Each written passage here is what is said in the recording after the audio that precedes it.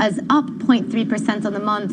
And again, for the year, that means it is up 1%. Services output up 1.4% year on year, and that is the biggest monthly rise since November 2018. So again, a big jump in the services output here.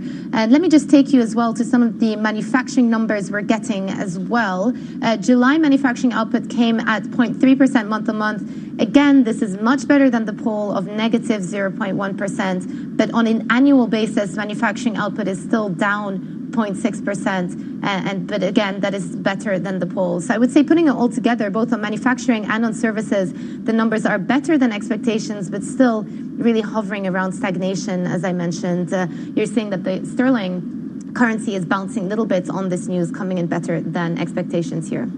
Jumana, thank you very much for that update on the data front. And just looking at the pound in a little bit closer detail, currently trading just under the 1.23 mark, up about 0.1% this morning. And that, of course, comes after some significant developments over the weekend with the resignation of Amber Rudd from the cabinet. And then, of course, those comments from the UK Foreign Secretary that the government would test this legislation to the limit. And that, of course, the all-important legislation that the MPs have passed to prevent no deal from happening at the end of October. So a lot for investors to digest this morning, and this all comes as Boris Johnson meets with his Irish counterpart this morning in Dublin. Taking a look at the euro, it's currently trading slightly firmer versus the dollar, around the 110 mark, and that, of course, comes ahead of the ECB meeting on Thursday, where the big question is what this stimulus package that markets have come to expect will look like. Will it be seen as enough, and in particular, given that we've seen such a strong rally in European sovereign bond yields in the run-up to this meeting. So that's the picture for FX markets. Let's take a look now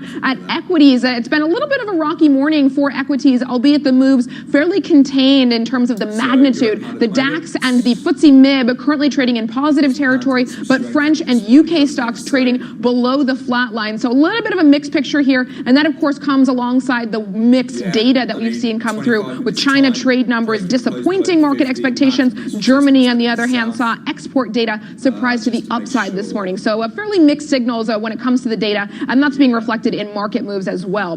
Finally, let's take a look at U.S. futures and see where things stand at the start of this week. We're looking at modest gains at the open for all three of those major indices. This, of course, comes after Friday's non-farm payrolls report, which we were discussing before the break with Steve Blitz, was a relatively weak report. And the question, of course, what this means for Fed policy moving forward. Shimana.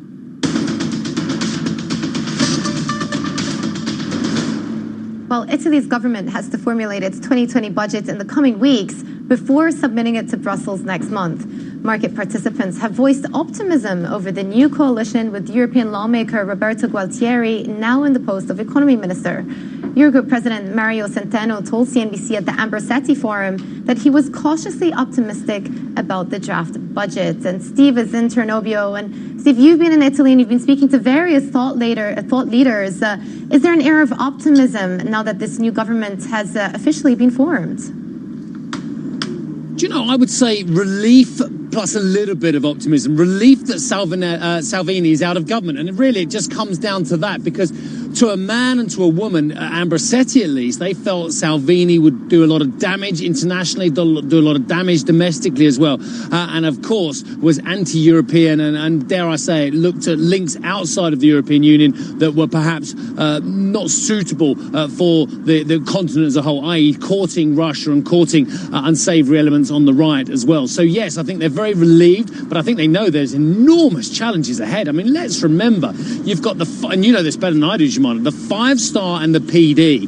They absolutely detested each other up until they came into government together. And as we've discussed last week as well, the 5-star came about because of the PD, pretty much, because it was an anti-movement. And as Salvini pointed out, now the party that was born to fight the caste has become more caste than caste itself. So very interesting, the brickbats that are being thrown by Salvini, who still polls, and it should be said, greater numbers, 32 to 36%, depending where you look, than better polling figures than the 5-star, and better certainly than the PD as well. But there is cautious optimism despite the enormous challenges ahead from the likes of Mario Centeno.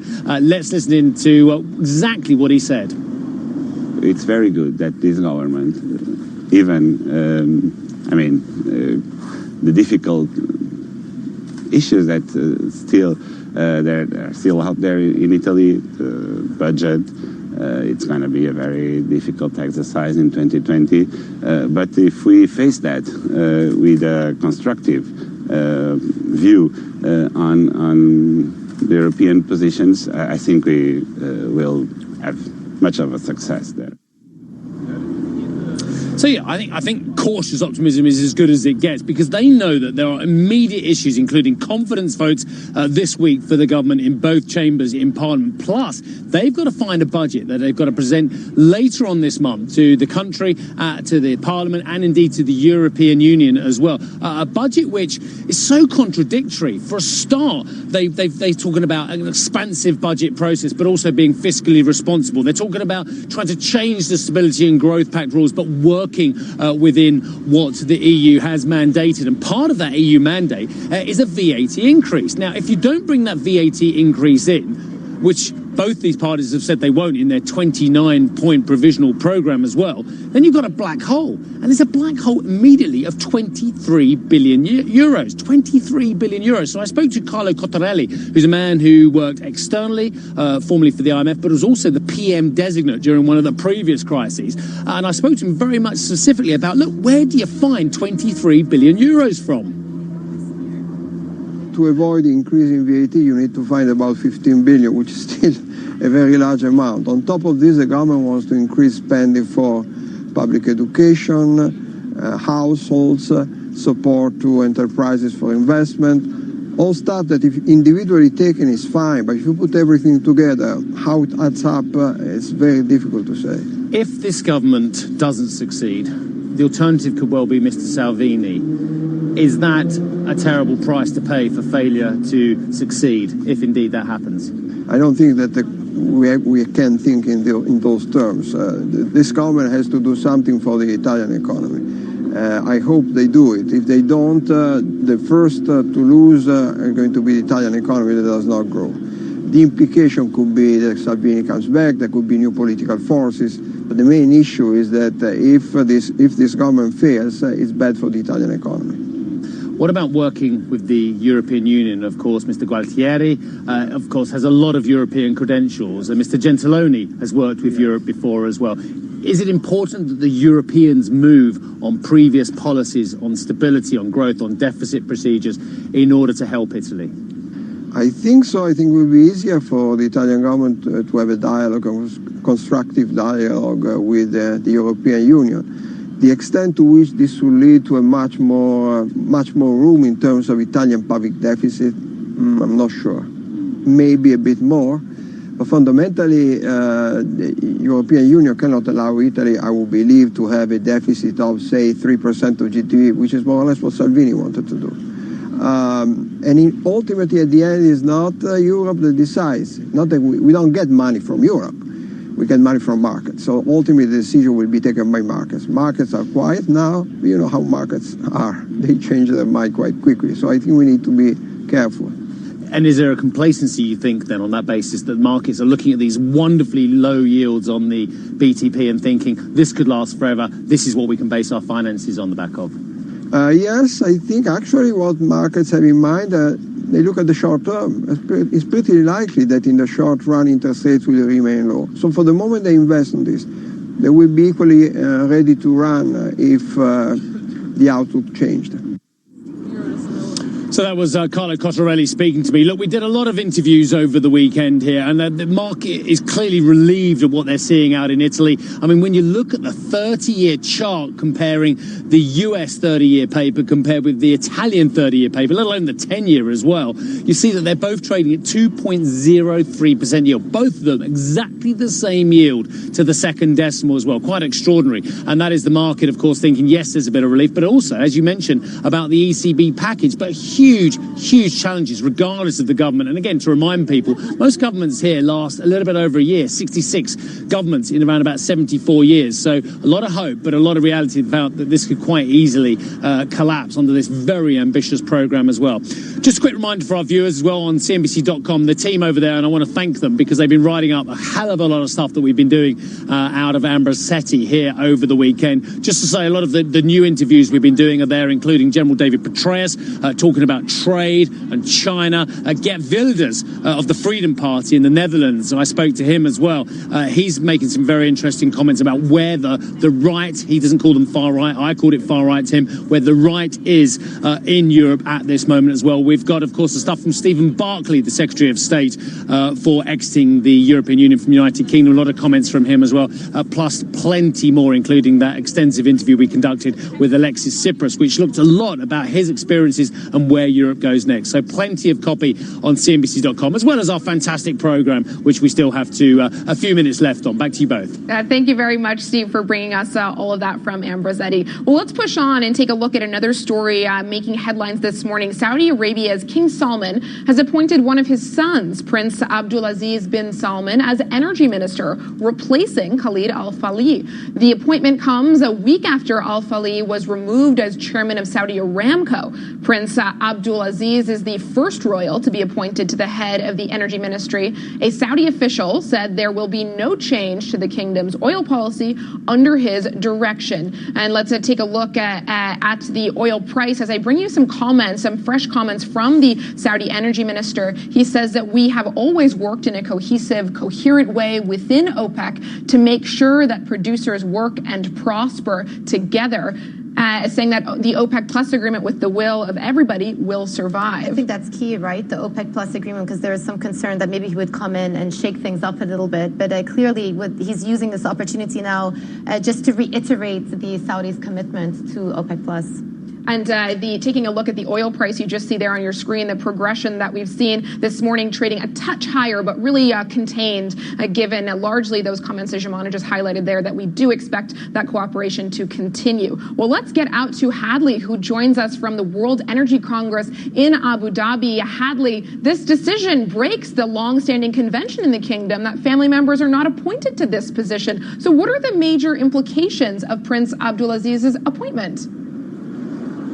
Well, Juliana, being a longtime Saudi watcher, as you know, being out here for about 10 years and really following very closely the developments, certainly after the appointment as the Crown Prince Mohammed bin Salman, you have to remember that this isn't unprecedented in the sense that we have seen, of course, members of the intimate royal family, the close royal family, appointed in the past as ambassadors, most notably the ambassador to Washington not too long ago. And of course, his appointment didn't last very long, as you may remember, with the death of Jamal Khashoggi. We've seen, obviously, Princess Rima bin Bandar in that position now. So it isn't unprecedented that we see members of the royal family put into key positions. But as you say, first time as an oil minister, and a lot of questions surrounding really what the agenda is going to be for His Excellency. What we've seen in just the last few moments is these hitting across the wires. Essentially, the minister saying that they want to aim for this Aramco IPO as soon as possible, and that they hope that the second half is going to be better than the first half in terms of that production. He gave no indication, at least so far, that anything's going to change when it comes to that relationship with the Russians as well, something that's a key point and focus for folks here at the World Energy Congress. And of course, we will also hear from him exclusively. He'll be speaking to our own Halima Croft in just a couple of hours from now. So all eyes will be on his comments and really what agenda and priorities he sets. I did have the chance earlier today to speak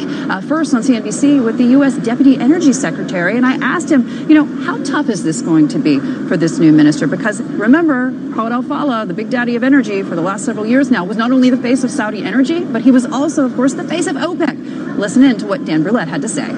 It's got a very tough road ahead of him, I must say. U.S. production will continue to go up all throughout 2019 and certainly into 2020. Our own EIA, the Energy Information Administration, is projecting that we'll see at least 13 million barrels per day produced in the United States by the end of this year, and that could go up slightly to 13.5 in 2020. So that'll have a profound impact on pricing around the world. So he does have his work cut out for him if the goal is to raise oil prices. A tough act to follow, particularly with that relationship with the Russians, because he was really seen as the face of that relationship, the man who could really drive the policy with the JMMC. How do you see that evolving? I don't see that changing very much, to be honest. As we have mentioned and others have mentioned in the press, Mr. Abdulaziz has had a very, very good relationship, a very senior position within his government. He knows the Russians well. I think that relationship will continue as we have seen it over the course of the last 5 years. So the U.S. Deputy Secretary of Energy essentially saying there to me, first on CNBC, that he has his work cut out for him. And we've just heard in the last few minutes from the energy minister for the very first time, essentially saying we don't reflect on prices. He's also said we're aiming for that Aramco IPO as soon as possible. And he said, the pillars of Saudi energy policy are not going to change. Now, all eyes, of course, on the conversation he'll be having with Halima Croft a little later today, and we'll bring all of that to you guys live. Very much looking forward to it, Hadley. And as you say, there has been a bit of a reaction in the oil price this morning on expectation of that leadership. But we just heard from the new energy minister saying that he will stick to the OPEC Plus commitments. All right, I just want to take you to some live footage we have of the Prime Minister Boris Johnson meeting with his counterpart, Leo Varadkar, in Dublin. Let's take a listen in. And you've written elegantly about him in your career. In the middle of the Second World War, Winston Churchill and the Army Chief of Staff, Lord Allenbrook, made a long and perilous journey across the Atlantic from Washington by plane. They reached the coast of Ireland shortly after 4 a.m. And Allenbrook's description of their first sight of Ireland is unexpectedly poetic for a normally reserved military man. I'd like to finish by sharing that with you. Beautiful moon shining on a sea of clouds. Then out of the darkness, dark patches loomed up on the horizon, which turned out to be the north coast of Mayo. We soon struck the coast, only visible by moonlight. PM was thrilled as I was. I fear the vista when you flew in this morning into a very cloudy Dublin was not quite as spectacular or thrilling, but you come nonetheless at a crucial point in our history and the relationship between our two countries. We may sometimes differ, but we're bonded by our shared past and our shared kinship. And I think we've a shared dream too, one of peace, freedom and prosperity. I look forward to our discussions today and I invite you to make your remarks.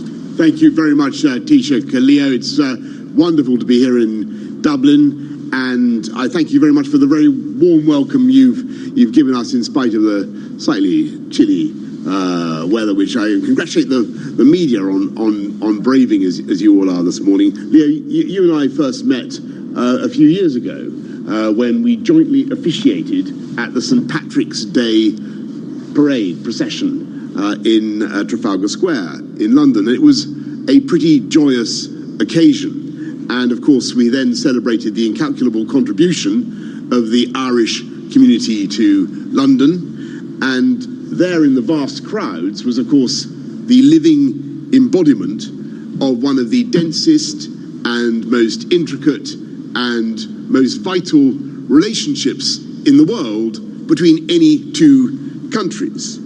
And together, Leo, we both recognise that our peoples are the beneficiaries of the efforts of our predecessors, politicians and others, who put aside differences and who found compromises and who took our countries forwards together in circumstances that are far tougher than now. And the results for both the UK and Ireland are immense, not just a peaceful and open border, but an economic partnership by which we in the UK eat, I think, 50% of all the cheese and beef produced in Ireland, which is a lot.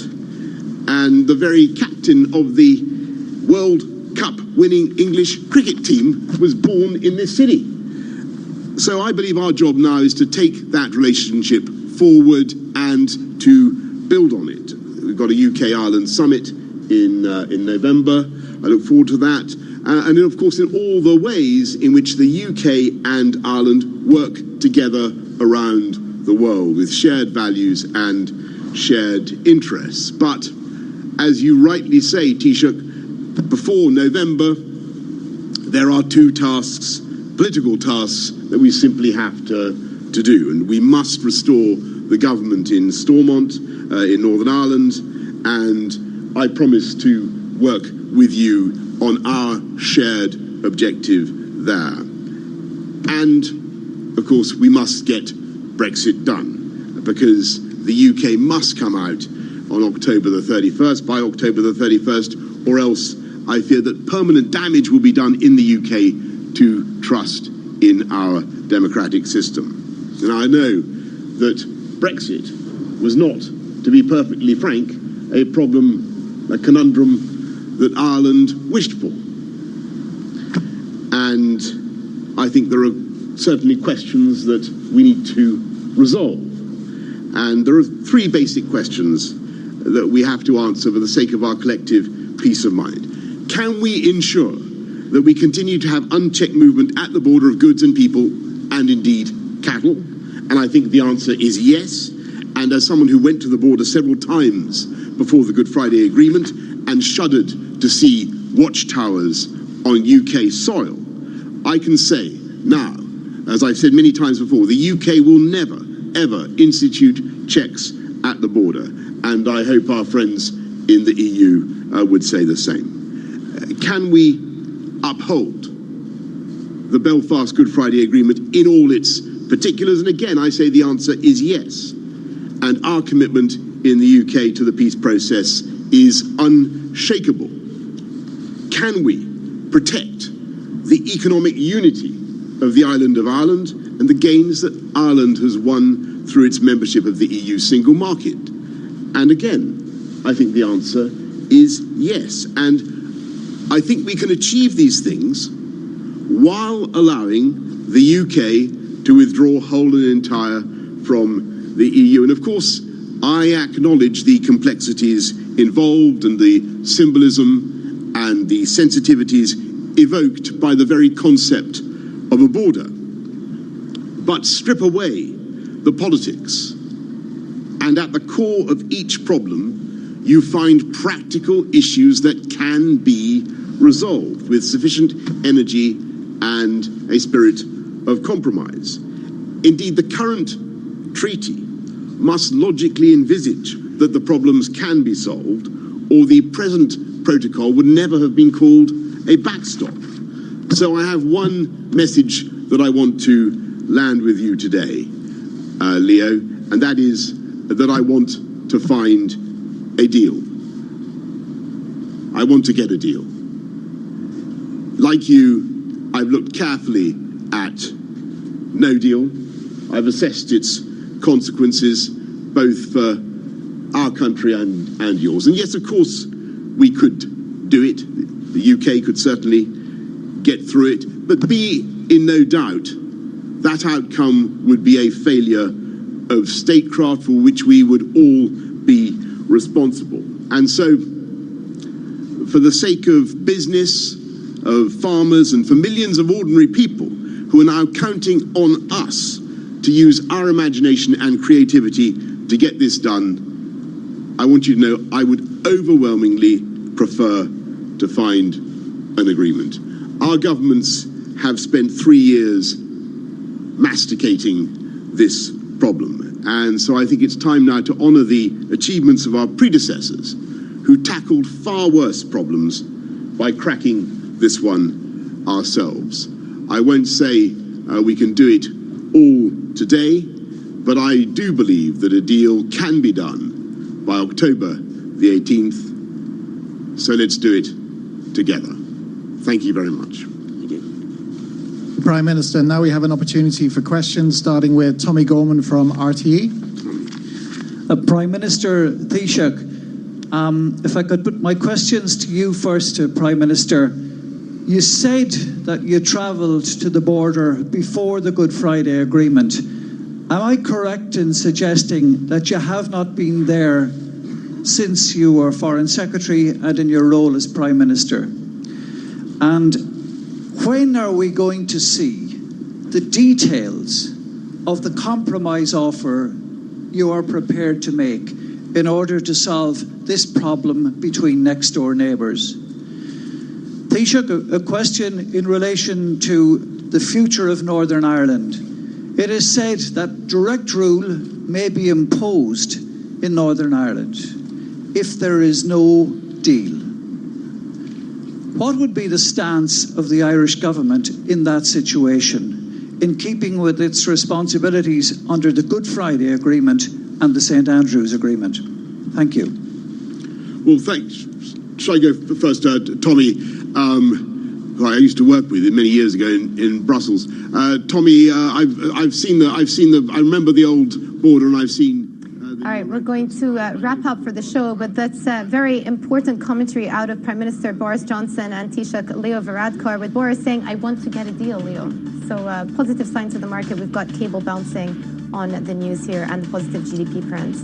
Well, that's it for today's show. I'm Juliana Tattlebaum. And I'm Jemima Versace. Thank you for watching.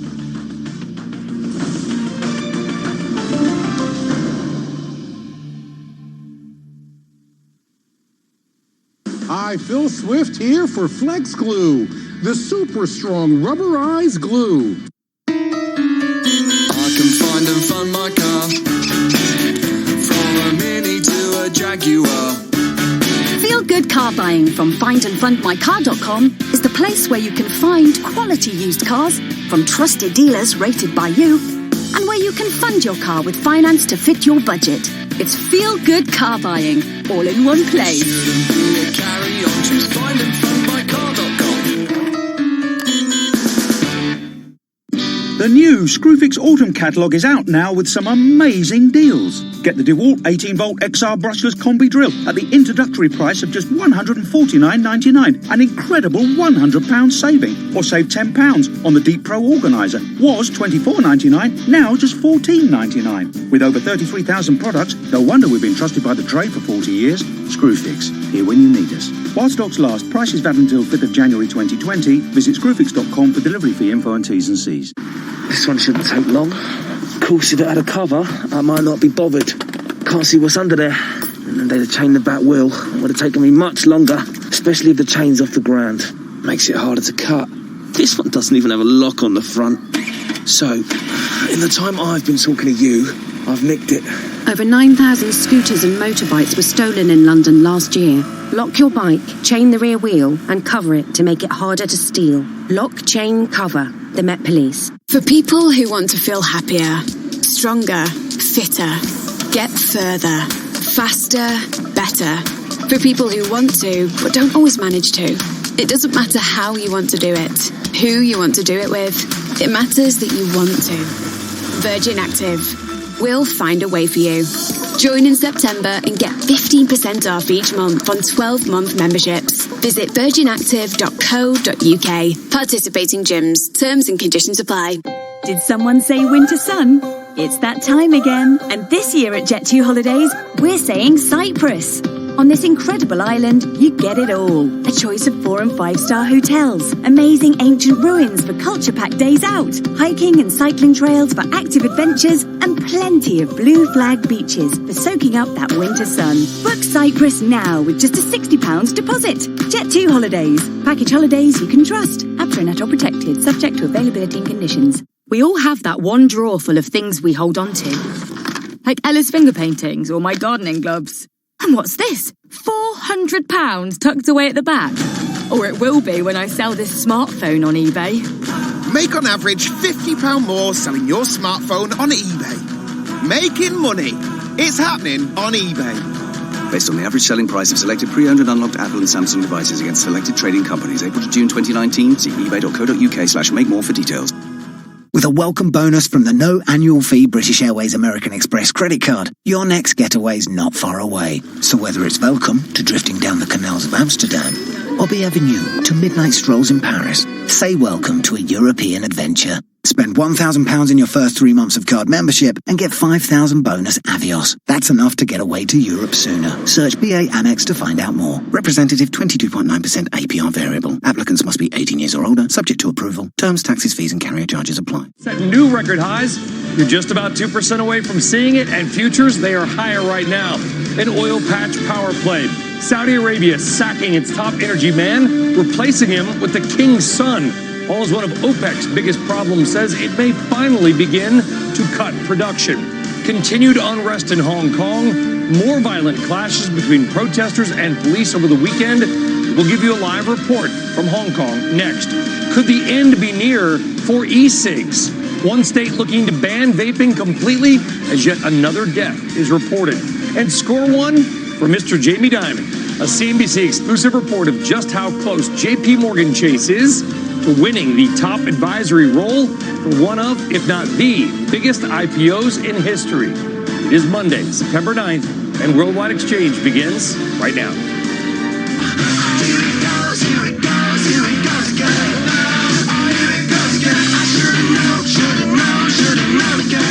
Well, good morning, good afternoon, or good evening, and welcome from wherever in the world that you may be watching us. I'm Brian Sullivan. Happy Monday. All right, and even with everything going on in the world, could this be the week that our stock markets here in the States hit new record highs?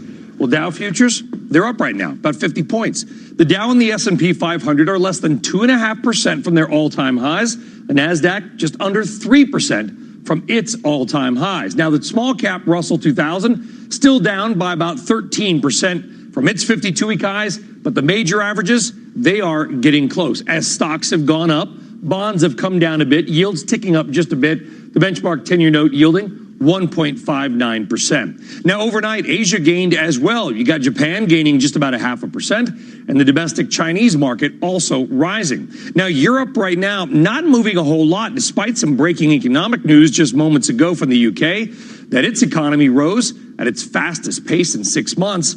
That's likely going to come as a surprise to many, given the political crisis there. I guess it's keep calm and spend on. You can see kind of a flat market around the world. So, speaking of England, let's kick it off and welcome in your first guest of the morning and of your trading week, and that is Patrick Armstrong. He is CIO at Plurimi Investment Managers. And Patrick, before we get to our markets here, are you surprised that UK GDP coming in at the fastest pace in half a year, given everything that is going on in your country? Definitely a surprise. There's a lot of headwinds for the economy. I don't think it's a sustainable growth we're going to get, but the political headwinds may set to left by the time we get into the fourth quarter. I don't think it's likely. The election that'll come, whether it's before the end of October or in early November, I think a hung parliament is a very likely outcome there. So the uncertainty that's plaguing the UK market, I think we've got to deal with for the rest of this year, and hopefully we get on to an end game at some point in early 2020. Yeah, and the markets seem to follow your thinking because they're not moving at all. So it sounds like the market is like, okay, maybe a brief respite, if you will, but overall, you guys still have a lot of headwinds. Definitely. All right, U.S. markets here. We're, 2 to 2.5%, 3%, depending on your index, away from record highs. Do you believe that we will achieve new record highs for the U.S. markets sometime this year? I wouldn't be surprised. I don't know if it's a certainty by any means, but what I'd be looking to do is look into some of the laggards, and I think U.S. healthcare is an area that's lagged this year. If you're buying stocks that are at all-time highs, they've run out of room a little bit, but the U.S. healthcare trading at multiples it got to in the last election cycle, trading at multiples below where the Hillary Clinton tweet from 2016 about price gouging came out. So there's some political uncertainty around healthcare stocks, but if you're picking them up at less than 15 times earnings, they're growing probably in lines to slightly faster than the market. That's a defensive sector that I think you really should be rotating into, given the fact that it's lagged, while staples and utilities have performed very well because of their high dividend yield. So I think stocks that aren't at all-time highs, trading at discounts to the market, you'll do pretty well in. So you're not concerned about the fact that politically, and I'm sure you're aware of this, Patrick, that certain leading Democratic candidates have effectively called for the end of private health insurance in the United States. I mean, this is an industry that a sector, at least in parts of it, that are squarely in the sights of some of the leading candidates for president next year. They are, and it's no certainty that we get a Democratic president. It's no, you'll have the Republican Senate anyway, and I don't think the political posturing that'll happen leading up to an election, once you get into governing, will be as strong as the rhetoric leading into the election. So I think there'll probably be a lot of sound bites, a lot of negative, maybe headlines for healthcare, but picking them up at 14, 15 times earnings, the growth basically is already discounting to some extent some of the political headwinds that are there. And it's basically a great time to be buying healthcare when there is a clear risk that may not materialize. And I think with the Republican-held Senate, the worst-case scenarios for the healthcare stocks won't materialize. Okay, U.S. healthcare. Now, if you're going to talk about valuation, you could make a strong case that there is no market in the world that is cheap on every single metric. I mean, you could throw a dart at a wall and it will come up with the Japanese stock market being super cheap, and yet investors, they have seemed not to care at all. The Nikkei can't get out of its own way. Yeah, and I think if you are worried about basically an economic slowdown, if you're worried about trade wars, hard Brexit, all of these things, risk aversion, we think, will probably stay high for the foreseeable future, and the safest safe havens are now overvalued. So you've got 30-year treasuries yielding less than 2%. And I think looking into a way to get yen without paying negative interest rates. If you buy the domestically orientated Japanese stocks, you're getting dividend yields of 4 to 5% on some of them. Last week we bought NTT Docomo, Japan Post. These are driven by the Japanese consumer, which has actually been pretty resilient. And as you say, on price to earnings, dividend yield, EV to EBITDA, the Japanese market has never been cheaper. So we're talking about the U.S. market near all-time highs. You're getting very discounted valuations in Japanese equities right now. All right, Japanese equities, U.S. healthcare stocks, we like it. Starting off the week with actionable information and advice. Patrick Armstrong, thank you. Have a great week. Thank you. Well, the energy markets are simply chock full of news on this Monday morning, including a major power shift in Saudi Arabia. First, though, OPEC's biggest problem says it will finally cut production. Iraq will slice output beginning next month. Iraq is OPEC's second largest producer, pumping more than 4 million barrels a day on average last month. And many in OPEC have been frustrated by what it perceives as Iraq's sort of go-it-alone strategy. Now, separately, Saudi Arabia has confirmed it has removed Energy Minister Khalid Al-Falih from his position over the weekend, replacing him with King Salman's son, Prince Abdulaziz bin Salman. The move breaks with longtime convention that ruling members of the party are not appointed to that position. Comes just days after Al-Falih was removed from his role as chairman of Saudi Aramco. Well, this Saudi move to change in leadership at the Energy Ministry and Aramco come all as the state-run oil giant appears to be shifting into high gear toward what could finally be the world's biggest IPO. Kate Rogers joining us now with details on that. Kate, good morning. Hi, Brian. Good morning. Sources tell CNBC that Saudi Aramco is expected to give a lead role in its IPO to JPMorgan, along with Morgan Stanley and Saudi bank NCB. It will also likely add Citi, Goldman Sachs, HSBC, and Saudi firm Samba Financial to the list of companies managing that offering. JPMorgan, Morgan Stanley, and HSBC were previously given lead roles before Aramco halted its IPO plans last year. Both the banks and Aramco have declined to comment. Aramco is preparing to sell up to a 5% stake by next year or 2021 in what would be the world's biggest IPO. The Saudis are gearing up to fast-track a local listing on the country's main exchange, bringing in the head of the nation's sovereign wealth fund as its new chairman. It's unclear where else Aramco would list, but Reuters reports the company's board has determined that New York would carry too many legal risks to make it a viable option. Earlier this year, Aramco raised $12 billion in its first international bond issue, with demand topping $100 billion. The IPO is a major piece of Saudi Arabia's drive to transform its economy, attracting foreign investment and diversifying, Brian, away from oil, which we know you know all too well all about, right? Well, this is a major power shift as well, and the continued consolidation of power under MBS, Mohammed bin Salman, the king's son. Kate Rogers, we'll see you in a bit. Thank you very much. Thank you. All right, when we come back here on Worldwide Exchange, 14 weeks and more unrest in Hong Kong as police once again revert to using tear gas on pro-democracy demonstrators. We'll give you a live report from the city next. Plus, the headlines continue for WeWork, as that company reportedly looking to cut down the IPO valuation yet again. And later, helping traders track Trump. Details on JPMorgan's new index that you've got to hear the name of when Worldwide Exchange returns. Stick around.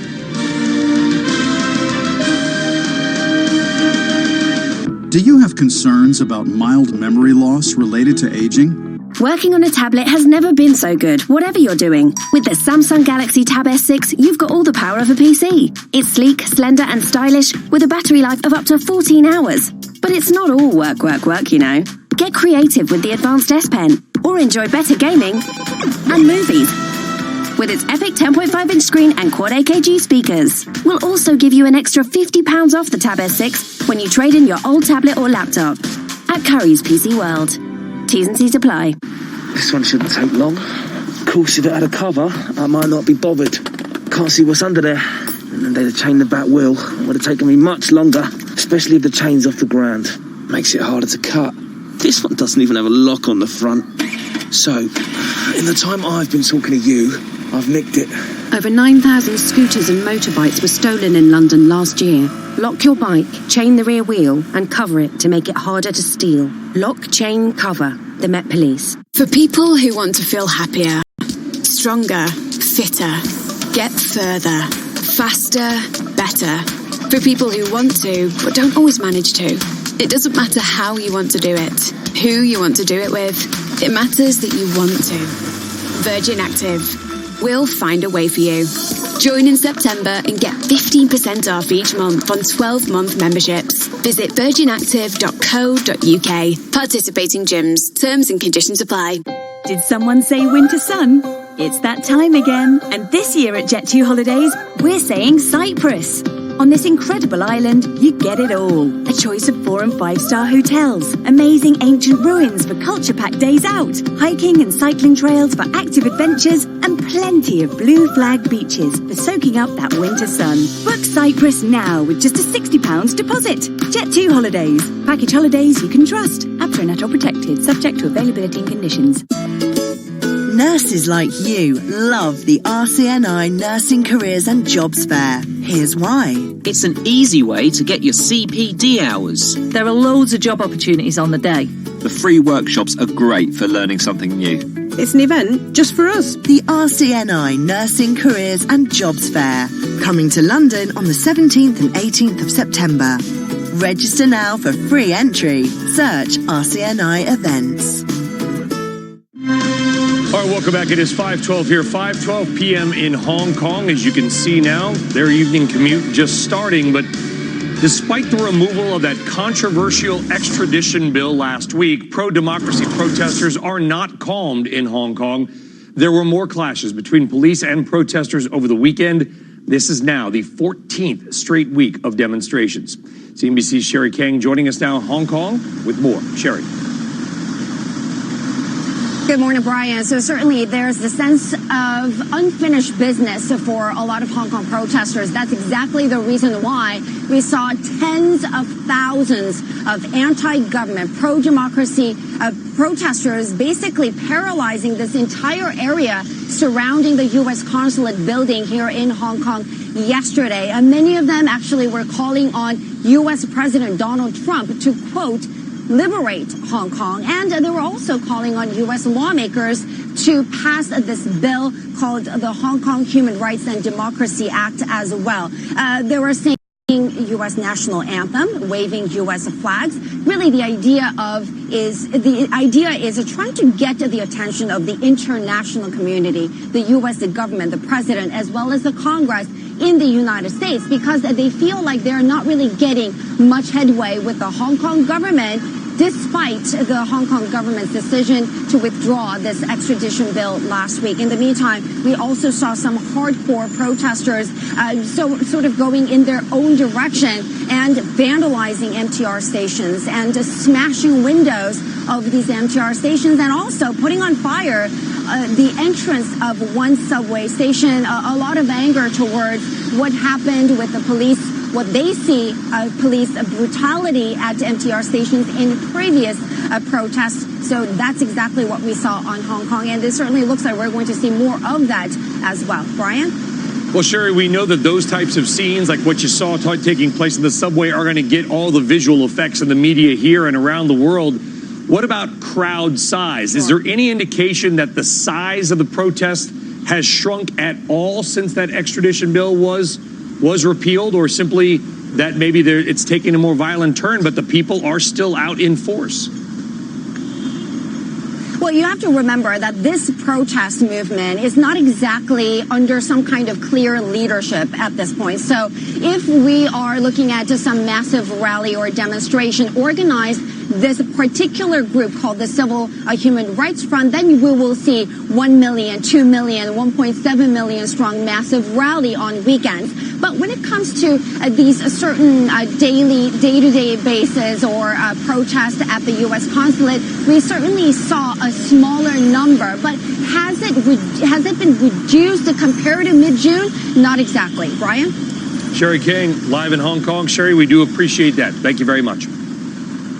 All right, on deck, trade tensions boiling over again, but this time in a very unusual and a very American place, and it all has to do with lobster.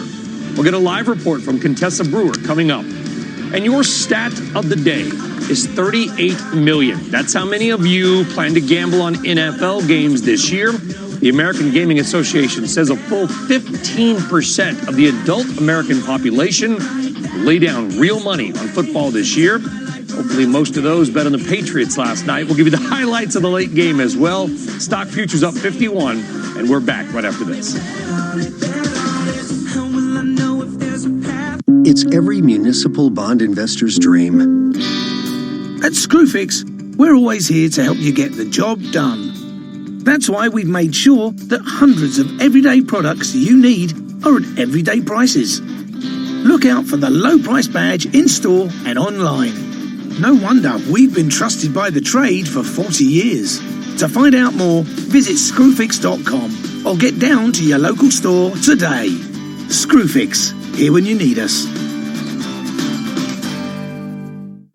This one shouldn't take long. Of course, if it had a cover, I might not be bothered. Can't see what's under there. And they'd have chained the back wheel. It would have taken me much longer, especially if the chain's off the ground. Makes it harder to cut. This one doesn't even have a lock on the front. So, in the time I've been talking to you, I've nicked it.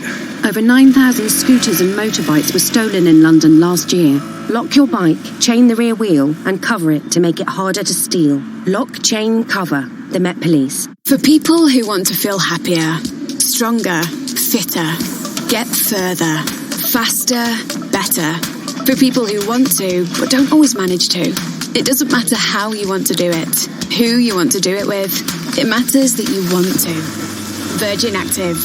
We'll find a way for you. Join in September and get 15% off each month on 12-month memberships. Visit virginactive.co.uk. Participating gyms. Terms and conditions apply. Did someone say winter sun? It's that time again. And this year at Jet2 Holidays, we're saying Cyprus. On this incredible island, you get it all. A choice of 4- and 5-star hotels, amazing ancient ruins for culture-packed days out, hiking and cycling trails for active adventures, and plenty of blue flag beaches for soaking up that winter sun. Book Cyprus now with just a £60 deposit. Jet2 Holidays. Package holidays you can trust. APRA and ATOL protected, subject to availability and conditions. Nurses like you love the RCNI Nursing Careers and Jobs Fair. Here's why. It's an easy way to get your CPD hours. There are loads of job opportunities on the day. The free workshops are great for learning something new. It's an event just for us. The RCNI Nursing Careers and Jobs Fair. Coming to London on the 17th and 18th of September. Register now for free entry. Search RCNI Events. All right, welcome back and good morning. It is 5:18. Dow futures up 56. In corporate news this morning, Boeing is suspending the testing of its new long-haul 777X aircraft after reports of a cargo door reportedly exploding out during a recent FAA test. Company spokesman says, quote, the testing conditions were well beyond any load expected in commercial service, and the test was run on a plane meant for ground testing only and not on actual flights. Also happening now, Albertsons joining the list of retailers changing its policy on guns. The supermarket chain says it will ask customers not to openly carry firearms at its stores, even in states where open carry is legal. And finally, WeWork's parent company is reportedly considering a further valuation cut, possibly below $20 billion. And now the Wall Street Journal says that some existing investors are pushing the company to cancel its IPO altogether. The We company, as it is known, had been planning to begin a roadshow to pitch shares to new investors as early as today. All right, straight ahead. New concern over e-cigarettes as yet another mysterious death happening over the weekend. And now one state looking to ban vaping completely. And later, the details on someone's banjo beef with Wall Street's famous bull. It is trending, and it's coming up when Worldwide Exchange comes back.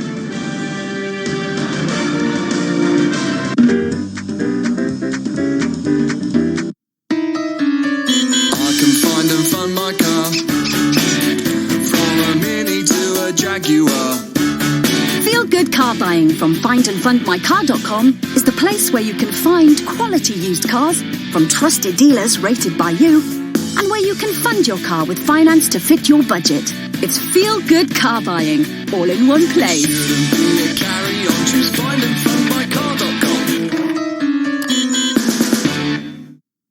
This one shouldn't take long. Of course, if it had a cover, I might not be bothered.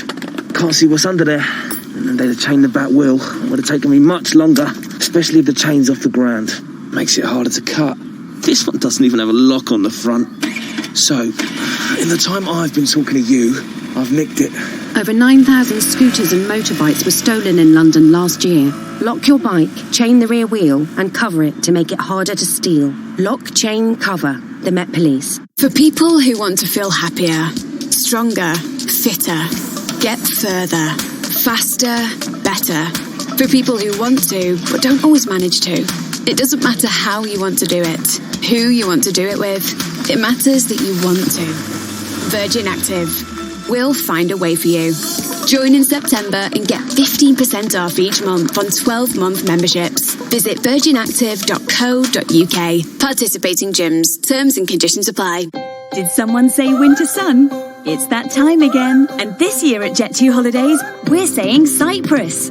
On this incredible island, you get it all. A choice of 4- and 5-star hotels, amazing ancient ruins for culture-packed days out, hiking and cycling trails for active adventures, and plenty of blue flag beaches for soaking up that winter sun. Book Cyprus now with just a £60 deposit. Jet2 Holidays. Package holidays you can trust. APRA net or protected, subject to availability and conditions. Nurses like you love the RCNI Nursing Careers and Jobs Fair. Here's why. It's an easy way to get your CPD hours. There are loads of job opportunities on the day. The free workshops are great for learning something new. It's an event just for us. The RCNI Nursing Careers and Jobs Fair. Coming to London on the 17th and 18th of September. Register now for free entry. Search RCNI Events. Welcome back. Could vaping be outlawed? The e-cigarette industry under more pressure over its possible link to a series of fatal lung illnesses around the country. Latest, a Los Angeles County resident has died from an illness that experts say could be tied to vaping. This brings the total number of such U.S. deaths to 5, with others reported in Illinois, Indiana, Minnesota, and Oregon. That's according to the CDC. Now, this comes as New York Governor Andrew Cuomo is now asking the state's Department of Health to issue guidance that will urge people to stop vaping completely amid these deaths. Much more on these stories as they develop throughout the day and weeks. All right, let's get a check on this morning's other top headlines outside of the world of money and business. NBC's Philip Mena is in New York with those. Good morning, Philip. Hey, Brian, good morning. The talks to end the bloodshed in Afghanistan are at a standstill after President Trump called off a secret meeting with the Taliban at Camp David that was planned for yesterday. Negotiations were canceled in the wake of a car bombing that killed a U.S. Army sergeant. The Taliban claimed credit for that attack. And now the administration is facing bipartisan backlash over the timing of the proposed talks. Republican Representative Liz Cheney tweeted that no member of the Taliban should ever set foot at Camp David. An urgent search and rescue mission is underway in Georgia for 4 missing crew members. They were on a South Korean tanker when it capsized and caught fire just 80 miles south of Savannah. 20 people were rescued from the ship, which was on its way to Baltimore, but crews had to put those rescue efforts on hold after the fire and smoke became too much. It's unclear why the ship capsized. Red Bull's Air Race Series has come to a high-flying conclusion in Japan. Australia's Matt Hall is crowned the last ever world champion as the series has been canceled. He took to the skies, though, one last time in his single-engine race plane, navigating the course through those tight pylons in the final go-around. The rules prohibit the pilots from exceeding 230 miles per hour during those races. Brian, back to you. Still pretty spectacular stuff there. Philip Mena? Sure is. Thank you. All right, still to come, it is Jamie Dimon for the win. JPMorgan Chase lining up to possibly take the lead in one of the biggest IPOs in history. And our reporter who broke that story is coming up next. Plus, big tech still under fire as a number of state attorneys general set to unveil their massive investigation into Google. What does it mean for the stock? We're going to break it all down when Worldwide Exchange returns. Can you customize? At Screwfix, we're always here to help you get the job done. That's why we've made sure that hundreds of everyday products you need are at everyday prices. Look out for the low price badge in store and online. No wonder we've been trusted by the trade for 40 years. To find out more, visit Screwfix.com or get down to your local store today. Screwfix, here when you need us. Oh, Oh, found one of our new Vauxhall Griffin editions. Yes. What comes as standard? Standard? Well, alloy wheels, sat-nav, aircon, DAB radio, Bluetooth, smartphone projection and USB connection. Wow. Is that everything? Sorry, forgot the colour touchscreen. Buy a new Griffin edition, Adam, Astra, Corsa or Mocha X Plus and get a whole host of features as standard. The Griffin edition range. All Griffin, no bull. Visit your nearest retailer now. Vauxhall, British brand since 1903. Participating retailers only. Limited units while stocks last. This one shouldn't take long. Of course, if it had a cover, I might not be bothered. Can't see what's under there. And then they'd have chained the back wheel. It would have taken me much longer, especially if the chain's off the ground. Makes it harder to cut. This one doesn't even have a lock on the front. So, in the time I've been talking to you, I've nicked it. Over 9,000 scooters and motorbikes were stolen in London last year. Lock your bike, chain the rear wheel and cover it to make it harder to steal. Lock, chain, cover. The Met Police. For people who want to feel happier, stronger, fitter, get further, faster, better. For people who want to, but don't always manage to. It doesn't matter how you want to do it, who you want to do it with. It matters that you want to. Virgin Active. We'll find a way for you. Join in September and get 15% off each month on 12-month memberships. Visit virginactive.co.uk. Participating gyms. Terms and conditions apply. Did someone say winter sun? It's that time again. And this year at Jet2 Holidays, we're saying Cyprus. On this incredible island, you get it all. A choice of 4- and 5-star hotels, amazing ancient ruins for culture-packed days out, hiking and cycling trails for active adventures, and plenty of blue flag beaches for soaking up that winter sun. Book Cyprus now with just a £60 deposit. Jet2 Holidays. Package holidays you can trust. APRA and ATOL protected, subject to availability and conditions. A new week and new record highs? Maybe. Futures higher as the bulls work to take back control of this market. Call it a banking bonanza. JPMorgan close to winning the lead role in the Aramco IPO. And our reporter who broke the story will join us with the details. And you got to hear this. It is the Volfefe Index. You heard that right. It's a new way for you to track the effect of Trump's tweets on the market. Volfefe. September 9th, 2019. You can't make it up. You're watching Worldwide Exchange on CNBC.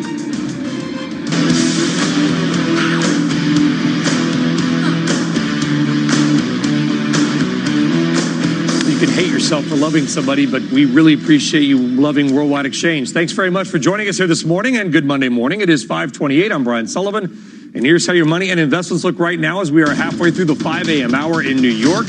Could we get new record highs this week? Well, we got some work to do if we want to do that.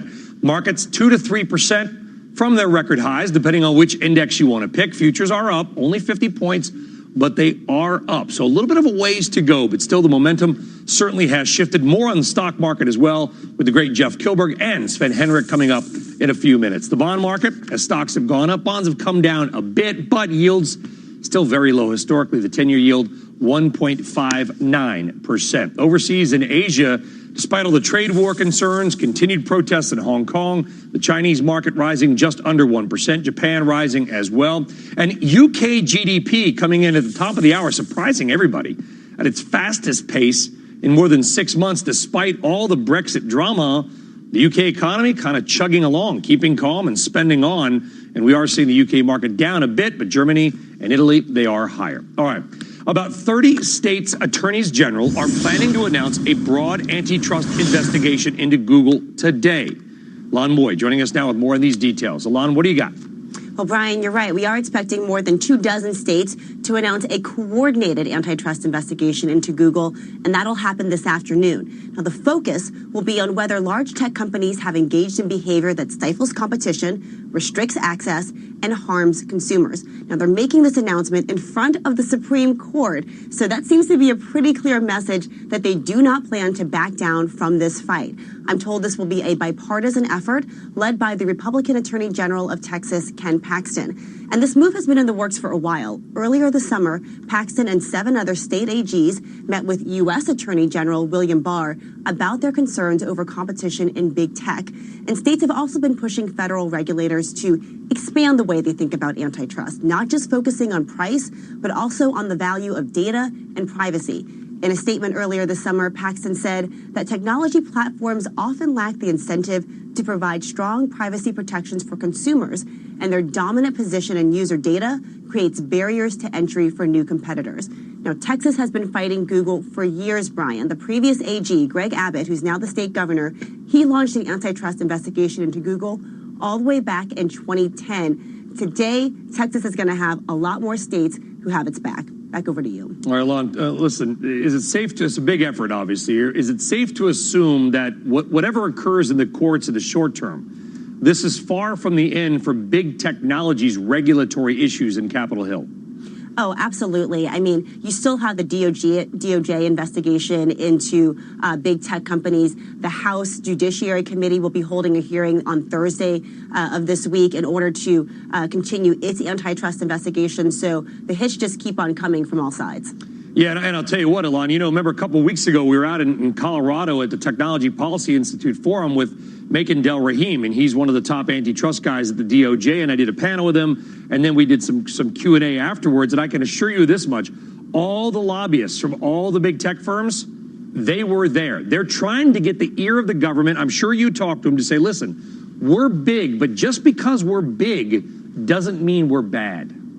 That's right. And part of their argument is that, one, they compete with each other. So even though we talk about, sort of big tech as a monolith, there's certainly competition within the industry. And also the fact that, you have to be able to define the scope of competition. So, for example, with Google and search, they say you search for products on Amazon. Doesn't that count as competition? So they're really trying to focus on what is the scope of competition, what is the scope of these antitrust investigations, and trying to limit them. All right, Alon, this is a big story, one that is going to happen all throughout the day today, and we're glad you're on it, Alon. Thank you very much. Have a good day. Thank you.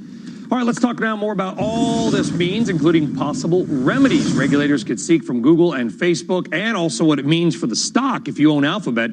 Joining us now is Cyrus Mewali, is head of thematic research at Global Data. What's amazing, Cyrus, is that, we just talked at the top of the show about new record highs and the NASDAQ's getting close. Alphabet investors, or the market, or whatever you want to call it, doesn't seem to care about this yet. Do you think they will regret that? I think they will regret that. We've been saying for 2 years now that big tech are not taking regulation seriously. We think over the next 12 months, the regulation hype is going to get much bigger. Of course, in Europe, Europe has, over the last 10 years, regulated big tech. Their enforcement has been much stronger than the U.S., but I think the U.S. now, it is forced to act. And the key here is, antitrust investigations, when they focus on a product, a physical product, is relatively easy. You can go to a factory, you can monitor that product. But here the issue is data, control of data, as your reporter just said. And when you're monitoring control of data behind, on the internet, in digital, in servers, it's very easy, it's very difficult to track what that data is doing. Therefore, it's very difficult to track whether big tech is actually breaking some of the laws that already exist. If you had to lay odds, betting odds, Cyrus, on the chance that Google, Alphabet, is broken up by either federal or state regulators, what would those odds be?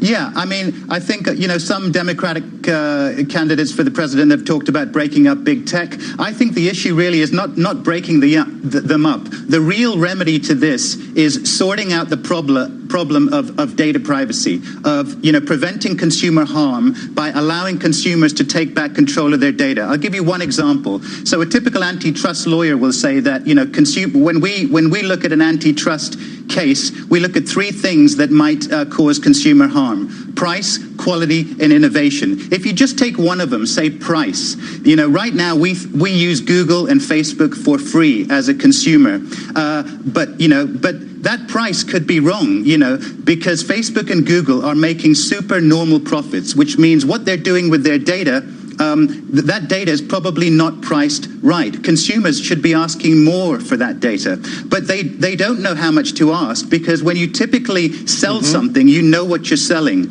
In this case, when you sell data, you don't know what you're selling because you don't know what Google and Facebook are doing with that. And antitrust regulators should find out what they're doing. That should be the crux of the investigation. And there has been some people I know, because I've heard people talking about this either off camera or even on camera, Cyrus, which is that maybe at some point the solution would be charging some kind of a fee. It's like, okay, you can have an advertisement-free, no data collection version of Facebook or even Google if you pay X dollars per year, but nobody yet has offered that because apparently the numbers would have to be so large for these companies that they don't think any consumer would pay it. Maybe, $300 or $400 a year to have a, pure privacy version of some of these products. Is there any on a separate issue? Is there any value to this idea that maybe Google actually would have more value for investors if it was broken up? It depends how it would be broken up. I mean, would it be broken up from, Google Cloud, Google YouTube, Google Search? It really depends. The power of Google is that it uses data from all of these sources and then sells advertising revenue. And from the U.S.'s perspective, the U.S. is engaged in a geopolitical trade war with China. It needs U.S. big tech to remain big, because otherwise it's going to fail in next generation technologies like artificial intelligence, autonomous vehicles, and so on. So it doesn't really. The U.S. government doesn't, in my view, doesn't really want to break up big tech, but the EU may. Cyrus Mayawala, we appreciate your views. This is a big story. It's happening today and will happen all week and all month and probably longer than that. Cyrus, thank you very much. Well, the energy markets are chock full of news this Monday morning, including a major power shift in Saudi Arabia. First, though, OPEC's biggest problem says it will finally cut production. Iraq will slice output beginning next month. Remember, Iraq is OPEC's second largest producer, pumping more than 4 million barrels a day on average last month. Some people think it could be closer to 5 million. And many in OPEC have been frustrated by what they perceive as Iraq's go-it-alone strategy. Now, separately, Saudi Arabia confirming it has removed Energy Minister Khalid Al-Falih from his position over the weekend, replacing him with King's son, Salman Prince Abdulaziz bin Salman. The move breaks with longtime convention that members of the ruling family are not appointed to the energy minister job. This also comes just days after Mr. Al-Falih was removed from his role as chairman of Saudi Aramco. Well, speaking of Aramco, major breaking news overnight ahead of its highly anticipated IPO. CNBC.com's Hugh Sun broke the story that JPMorgan may be the lead banker on this deal if and when it happens. And he joins us now. This is a great scoop. Hugh, congratulations on that. And thanks for joining us. It was kind of thought to maybe Morgan Stanley, according to your reporting, but Uber may have screwed up Morgan Stanley's chances? Perhaps. Back in May, we were all sitting in our seats wondering, with Uber and the Uber flop with Morgan Stanley handling that IPO, obviously didn't go well the first couple of days. Would there be any ramifications from that? Would it actually hurt them in a business sense? And here we are, apparently with that result, which is, the Saudis being significant owners in Uber, Bloomberg reporting that they own at least 10% of Uber, and being less than pleased with the way that investment was handled. If you have to pick between JPMorgan and Morgan Stanley at this point, and you've just been stung a little bit by Morgan Stanley's handling of this major IPO, I guess it tilted it to JPM. And the new chairman of Aramco is the head, or was the head, of the PIF, which is the Public Investment Fund. The Sovereign Wealth Fund. So the new head of Aramco, the guy who will ostensibly decide who the lead banker in the deal is a guy that's been personally burned by the Uber underperformance. Yeah. So you put together the pieces of the puzzle. I would think that Morgan Stanley still is going to be an underwriter on this deal. In other words, there's they're going to need a tons of bunch, banks. right, Hugh? I mean, they're going to need a ton of banks on this deal. Right, but lead left is kind of like the quarterback, right? They're calling the shots. They're in all the meetings. They're privy to the most important discussions about IPO price, when to list, if to list, right? This is still something that's still going to be discussed. If energy prices crater, if equity markets crash between now and November when they're thinking about doing this, they'll probably hold it off. Yeah, and when we say this deal, Hugh, this has been the 2-year IPO that never seems to materialize. Sounds like from your reporting, if JP Morgan is lined up to be the lead banker, that means they are getting closer to actually having an IPO. I believe second time's the charm, and this is the reason why. What happens next year, right? We have an election in the U.S., so the IPO market, the IPO window, as they like to call it, may be closing. If, as we edge closer to potentially the end of the business cycle, perhaps a recession next year, you really want to do this now. So the idea is that the first part of this listing is going to be on a domestic exchange. The Tadawul, their stock exchange. The Tadawul sometime in November, and then they're going to look at perhaps London, perhaps New York sometime next year. And, it's projected to be the biggest IPO in history. And this is a big win for the JPMorgan bankers. If it happens, somebody's getting a big bonus. You broke the story. You should get a bonus, Let's talk about that later. Let's talk about. I have no power over that, but you, son, read that story on CNBC.com. Thank you very much. Thank you, buddy. Appreciate it. All right, coming up, bullied by a banjo. It was a weekend attack on the Wall Street icon you got to see to believe, and the surprising damage done by a musical instrument. This here river don't go to, well, Contessa Brewer is up north, where the trade war is, I guess, literally boiling over, Contessa? There you go. Good one, Brian. I like that. Have you ever been in lobster jail? I mean, here in Maine, the dealers are really feeling trapped by tariffs. You know what I'm saying? They're feeling the pinch. And you won't believe the twist that I have coming up for you. Who's really winning in this trade war between China and the United States? I have it still ahead on Worldwide Exchange.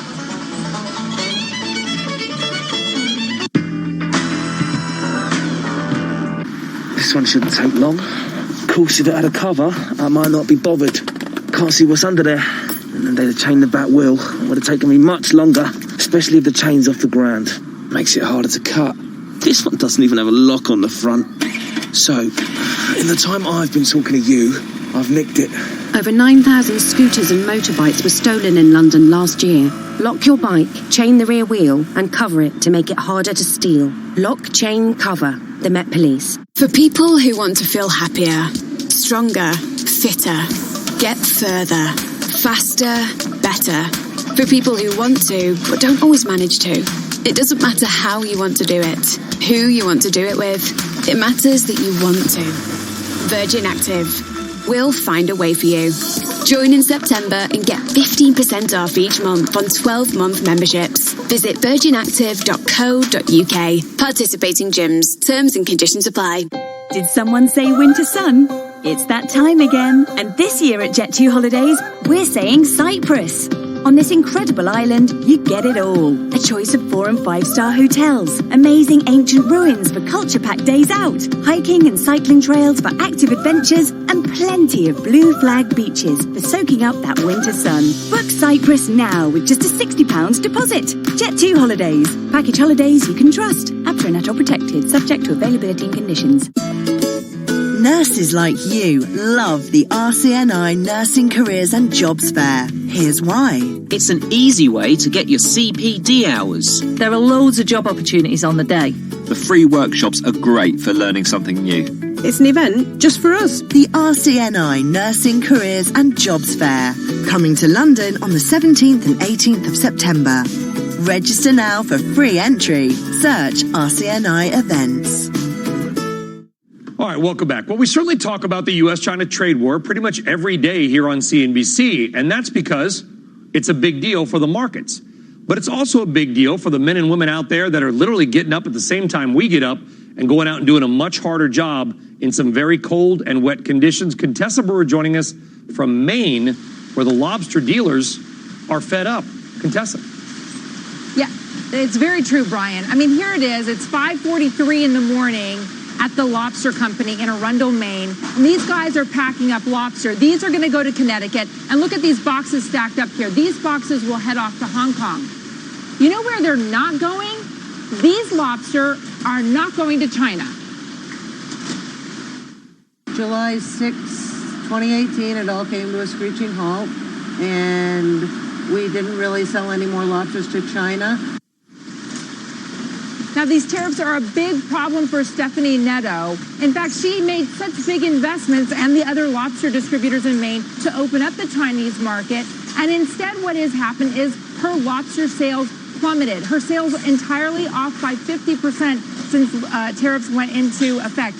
She's not alone here. U.S. lobster exports are down 60% the first half of 2019 when you compare that to the first half of 2018 before the tariffs were in effect. And now, the Chinese have just really ratcheted up the tariffs, another 10% on top of it, at 35% September 1st. And look, the bottom line is, Stephanie says, I'm the one who was trying to balance the trade imbalance. I was exporting American goods to China, bringing Chinese money back to the United States. And now I don't sell to China at all. How is that helping the trade imbalance? It's a real tough problem for these guys to crack, Brian. I like it, to crack. Here, Contessa, here's the thing, though. The Chinese, the middle class is expanding. I can tell you this much. They love lobster. It's on a lot of menus out there, and it's in a lot of the dishes in Hong Kong and other places. So they're clearly buying lobsters from somewhere. If it's not America, who's winning the lobster wars? I mean, who doesn't want the lobster? One reason why they're so popular in China is because when you cook them, they turn bright red, and that symbolizes good fortune in Asian cultures. Oddly enough, Canada is winning the lobster wars. When the tariffs went into effect, Canada's exports were boosted 40% to China. And here's a really odd conundrum. Where are all the lobsters coming from? Well, the U.S. export to Canada is up 130%. There is suspicion on both sides of the border here. So what's happening is these guys are really ending up in Canada, packaged for shipment to China, but labeled being caught in Canada. No proof. Maybe because there's not a lot of enforcement on that front. But suspicion, as I said, on both sides of the border. Yeah, and it's not a small industry. I mean, in some ways it defines Maine. A lot of people make their living off it. It is a serious topic out there. Contessa Brewer, Arundel, Maine, looking at the lobster wars, and we appreciate it, Contessa. Thank you very much. Bring a few back for us. We'll buy them here. Bring them back, please. Okay. Thank you. All right, let's find out what else that you're going to be talking about today. It is time for this morning's top trending stories. Kate Rogers is here. Some people don't like lobster. Some people can't eat shellfish. They're allergic to it or whatever. What's your take? I'm so on lobster. I know that's kind of controversial. No, remember, it used to be served to prisoners. It was the cheapest food in the 1800s. It was a throwaway item. Yeah. Now it's a luxury. I think you put a lot of butter on anything, it's amazing, right? That is already the quote of the week, early contender. There we go. All right, let's kick this off, Brian. So a man has damaged Wall Street's famous charging bull statue by attacking it with a banjo. Police say a 42-year-old man was seen striking the bull, leaving cuts at the base of its horns. He was charged with criminal mischief, criminal possession of a weapon, and disorderly conduct. And in an attempt to quantify the impact of President Trump's tweets on the bond market, JPMorgan has devised a Volfefe index to analyze how the president's tweets are influencing volatility in U.S. interest rates. Now, the index is named after the president's infamous and still mysterious Volfefe tweet. The index explains a measurable fraction of the moves in implied rate volatility for 2-year and 5-year treasuries. So it's a combination of volatility and Volfefe. It's pretty creative. Volfefe. Do you like it? Yes, I just wonder if there's going to be some blowback. Maybe. You're kind of poking. You're twisting the knife a little bit. Yeah, we'll see. We will definitely see. I'm sure we'll be hearing if he doesn't like it. And finally, a Pennsylvania couple is deep in trouble after their bank mistakenly deposited $120,000 into their account. But instead of reporting the mistake, they went on a shopping spree. They bought an SUV, 4-wheelers, and a camper. Plus, they gave $15,000, Brian, to their friends, all in about 2 weeks. When the bank discovered the mistake, they transferred the money out. The couple is now facing felony theft charges. I mean, at least they lent some money to their friends. They did, but now that SUV they bought's worth like 35% of what I have. Yeah. So you can't just give it back because it's now worth less because it's used. Exactly. If someone does that, you can't do it. That's the same thing as stealing because if you have knowledge or know that money is not yours, and they clearly did, you can't take it. It's not $120. It was $120,000. It's not a small amount. That's a lot of lobster. A lot of lobster. A lot of lobster. A lot of butter, too. Yeah, that's the best. Kate, Yes. thank you. You're the Thank best. you. Right on deck. Will we see a surge in market growth as the calendar turns to fall, or are we falling for some false hope? The great Jeff Kilberg and Sven Henrik all on next to talk about where this market and your money is going. How can you miss that? Plus, they say the best things come in small packages, but does that apply to real estate? Your morning RBI will show you the smallest apartment for rent in San Francisco and the insane amount of money it may be going for. You've got to see this to believe it because you can't go to the bathroom in your own apartment. That's how small it is. And I guess you could, but it'd be gross because there's no bathroom. We're back right after this. High-growth companies need to ask. At Screwfix, we're always here to help you get the job done. That's why we've made sure that hundreds of everyday products you need are at everyday prices. Look out for the low price badge in store and online. No wonder we've been trusted by the trade for 40 years. To find out more, visit Screwfix.com or get down to your local store today. Screwfix, here when you need us. This one shouldn't take long. Of course, if it had a cover, I might not be bothered. Can't see what's under there. And they'd have chained the back wheel. It would have taken me much longer, especially if the chain's off the ground. Makes it harder to cut. This one doesn't even have a lock on the front. So, in the time I've been talking to you, I've nicked it. Over 9,000 scooters and motorbikes were stolen in London last year.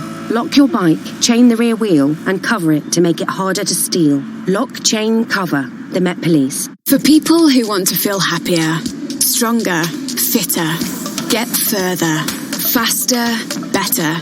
For people who want to, but don't always manage to. It doesn't matter how you want to do it, who you want to do it with. It matters that you want to. Virgin Active. We'll find a way for you. Join in September and get 15% off each month on 12-month memberships. Visit virginactive.co.uk. Participating gyms. Terms and conditions apply. Insight from Florida's Attorney General as dozens of states launch antitrust probes. Squawk on the Street, 10 a.m. Eastern. What did you learn about money management as a young man? The goal was that when I stopped playing, whatever I made on the court would be replaced by whatever I built while I was still playing. A lot of people are just looking for the quick hit all the time, and all the while kind of ignoring the slow growth potential at 5%, 7%, 9%. There's just such an opportunity at a young age to get your money to work for you. I would say be disciplined with what you put away monthly. Start it, because then 10, 12 years later, you're going to be happy you did.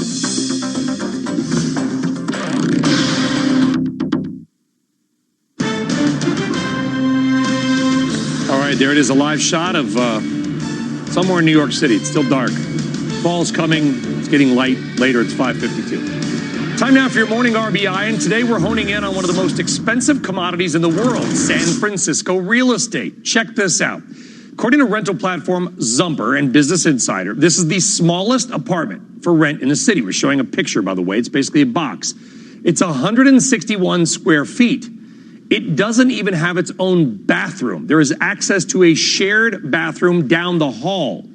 If this sounds like your dream living situation, it's not. It's $2,300 per month in rent, $2,295. 161 square feet, no bathroom, one window, $2,295 a month. Random, but hopefully interesting to somebody. All right, let's go down to the markets here. We are Dow futures up 67 points, and we're just a couple percent away from all-time highs on most of the major U.S. averages. Will today, this month, this year be the year of the new record? Joining us now is Sven Henrik, founder and lead market strategist at Northman Trader, and Jeff Kilberg, founder and CEO of KKM Financial and a CNBC contributor. Sven, what say you? I know you have been sort of a skeptic in a sense that this is maybe central bank driven, that this is a market that is being propped up by sort of artificial forces, but you just look at the charts. Are the charts showing more gains ahead? Well, absolutely. It is basically a bull market that requires central bank intervention. It cannot stand on its own. And so that's why we've seen so much multiple expansion in 2019 vis-a-vis 2018, because we were basically at the same price levels we were last year, but things have gotten markedly worse. What we see in the charts, however, obviously we just broke out of a consolidation range that we're in most of August. That has a measured target of up to 3068 on the S&P. But there's obviously key resistance ahead, and we're building again on overnight gaps and not with a lot of intraday price discovery. So I think there's still a jury out, but we have ECB this week and obviously the Fed next week, and I think those will be key decision factors for this market going forward. All right, and Jeff Kilberg, listen, I got to apologize, buddy, I guess. I mean, not for your Bears, but for the fact I gave you grief a few weeks ago for loving the safe haven, the boring trade. Okay, you've been right. That trade has done well. Are you shifting that money from that into something a little more risky or a little more aggressive? Well, I am, Sully, and we are going to book some profits in TLT as well as XLU, and you're right. As we see $17 trillion in negative yields, they have been buying treasuries here domestically, and they've also been searching yield and utility. So booking those profits, but looking into IHI, that's the medical device ETF. We're also looking at SOXX, that's the semiconductors. I think this week, Sven hit the nail on the head. This Thursday, when the ECB comes out, let's remember, Sully, when Mario Draghi, Super Mario Draghi, came back in 2012 and said, whatever it takes, I think here in 2019, at his last meeting on Thursday, he's going to say, Here you go. So I think the markets are going to get a lot more stimulus, and we're going to move above that 3,000 level in the S&P 500 and catch a lot of shorts off sides. Yeah, and it is, Sven, listen, it's a market where I hear from people on Twitter, and I love it, by the way, where people say this whole market for 10 years has been this sort of fake central bank-driven, easy money, liquidity market. I get that, but your job is to make money for yourself and for your clients. So as much as our viewers around the world may hate what is maybe behind this market, it's a market that just continues to move higher. You can hate it, but it's been profitable. Oh, absolutely. I mean, this game has worked, and I think for many of us, the question is simply efficacy. I mean, look, the ECB, as we just mentioned, they haven't been able to raise rates even to zero. They're still on negative, and now going to go even further negative. So ultimately, you have to ask yourself, what is it actually producing? Because obviously, it's not produced growth in the long term. And what we're seeing in the United States now is a reduction in GDP growth. We saw it in Q2 vis-a-vis Q2 last year. We're seeing it in Q3 this year, going down to 1.5% according to the Atlanta Fed, and down to 1.1% going into Q4 according to the New York Fed now forecast. So there is market slowing growth.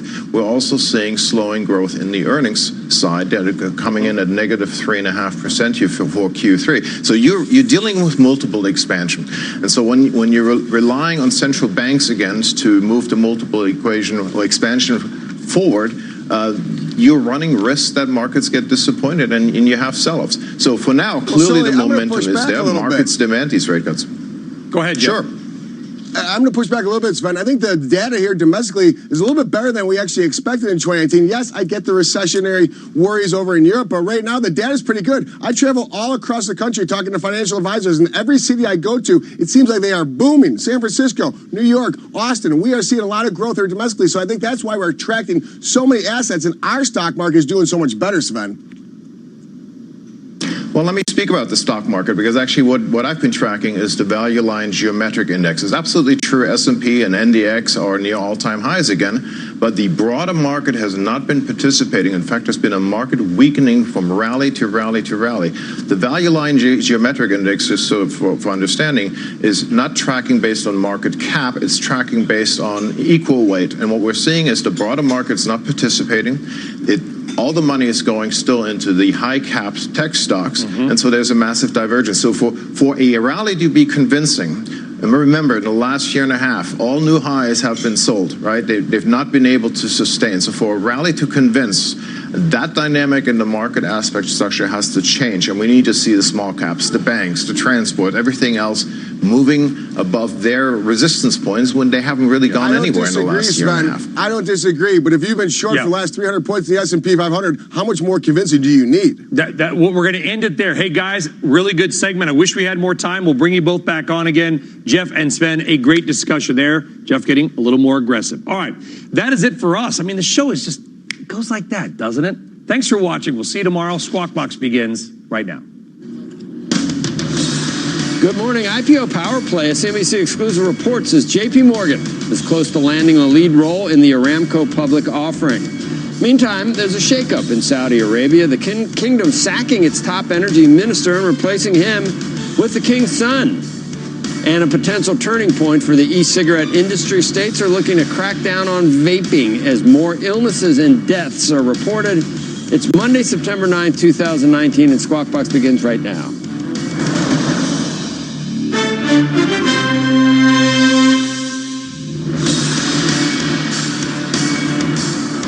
Live from New York, where business never sleeps, this is Squawk Box. Good morning, everybody. Welcome to Squawk Box here on CNBC. We are live from the NASDAQ market site in Times Square. I'm Becky Quick, along with Joe Kernan and Andrew Ross Sorkin. We've been watching the U.S. equity futures, and you'll see right now we are in the green pretty firmly once again. Dow futures indicated up by about 70 points. S&P futures up by 10. The NASDAQ up by 24. The Dow and the S&P have both been up for 6 out of the last 7 sessions. And in fact, you are looking at the Dow just about 2% below its all-time high. S&P is off by about 1.6% from an all-time high. So we'll see where things get headed as we get a little deeper into this week throughout the course of this morning. Take a look at what happened overnight in Asia. You're going to see that the Nikkei ended up by about 0.5 percentage point. The Hang Seng was flat, and the Shanghai Composite was up by about 0.8%, even though some trade data showed that China's exports contracted unexpectedly for the month of August. Again, that's largely because of entirely because of the trade war with China and the United States. We're going to hear more about that from Eunice Yoon in just a moment. In the meantime, take a look at what's been happening with the European markets that are open and actively trading at this point. Right now, most of these markets are in the green. FTSE is the exception. It's down by about 0.25 percentage point. Also, if you check out the Treasury market here in the United States, you'll see the yields that we've been watching oh so closely as we get ready for that Fed meeting next week and an ECB meeting this week. 10-year right now yielding just under 1.6%. 30-year well above 2% at 2.073%, and the 2 years at 1.571%. And some news out this morning. Saudi Arabia now confirming it has removed its energy minister, Khalid al-Fallah, from its position over the weekend, replacing him with the king's son. And that move breaking with longtime tradition and convention that members of the ruling family are not appointed to that position. And it comes just days after al-Fallah was removed from his role as chairman of Saudi Aramco. You remember we had conversations about what we thought was this move coming. Mm-hmm. And I had made the suggestion that I don't think it was about necessarily separating somehow ahead of this IPO the energy minister from Saudi Aramco so much as some kind of internal division among who was in favor and who was not. And I think that this probably suggests now that that's what really was going on. Separately, though, and perhaps bigger news in terms of what's going on here on Wall Street, Saudi Aramco expected to give a lead role to its IPO to JPMorgan. This coming according to a report from CNBC's Hugh Sun that said that Morgan Stanley's bid for the top role was hurt by its handling of the Uber IPO. Goldman Sachs, of course, also tried to get that top role. Aramco preparing to sell up to a 5% stake in what would be the world's biggest IPO. The Saudis are gearing up to fast track what would be a local listing. So this is not, don't expect this to come to the New York Stock Exchange or the London Stock Exchange anytime soon. It would first happen there on their local stock exchange, and then likely a year after they would try to do it on an international exchange afterwards. Why do that? Is it because of requirements that you'd be forced to meet? I think the biggest issue about the Saudi Aramco IPO always has been the disclosure issues, meaning what are they really disclosing? What do people know? There's lots of issues around then how they're going to deal with some of this back in the country. I think this at least allows them to run the experiment a little bit, and it can be a controlled experiment. It's a controlled experiment, whereas if they went straight to the New York Stock Exchange or the London Stock Exchange, if it didn't trade well initially, there could become problems very quickly. Mm-hmm. This way you can at least sort of manage it. None of the big banks are saying I'm out of this because of what happened to that journalist. To Khashoggi. Yeah. No, I thought about that a lot. None of them are saying, not for nothing, but we're just not going to do this. We're going to take a stand here. A lot of. Are you surprised none of them? A lot of these executives are going back to what's now. To the thing in the desert or whatnot, which we went to obviously years ago. It's just proving the point that. Well, I don't know what it proves. It proves that none of these, they may have written that beautiful business roundtable statement. And you're suggesting this proves that this is all virtue signaling. Is that the suggestion? I'm saying that when push comes to shove, we know what motivates these guys and what side of the thing and what they're going to. So I thought about this though. Are you going back to the desert because we know how much we're looking for an updated shot? Right. Oh, an updated shot. An updated shot of. I'm not going this year, but you're definitely not. No, I'm not going this year. But will you go next? I mean, what is it? A matter of time? But that's actually a really interesting question. Is it how a matter long? Of time? Right. Meaning, I understood why the executives didn't want to go in the immediate aftermath because both from now you could argue as a marketing perspective or whatnot, they didn't want to be seen doing that. But I also think they were trying to make suggest they didn't think it was appropriate at that time. The question is. How much time? How much time? And does time heal? Do you wait to see them take other types of steps that might make you feel better about it? And they haven't offed anyone else in the time between when it happened. They have not. So you got, But it's a fair and valid. It is. It's a little cynical viewpoint, which I try to bring up many times. But it's just. It also.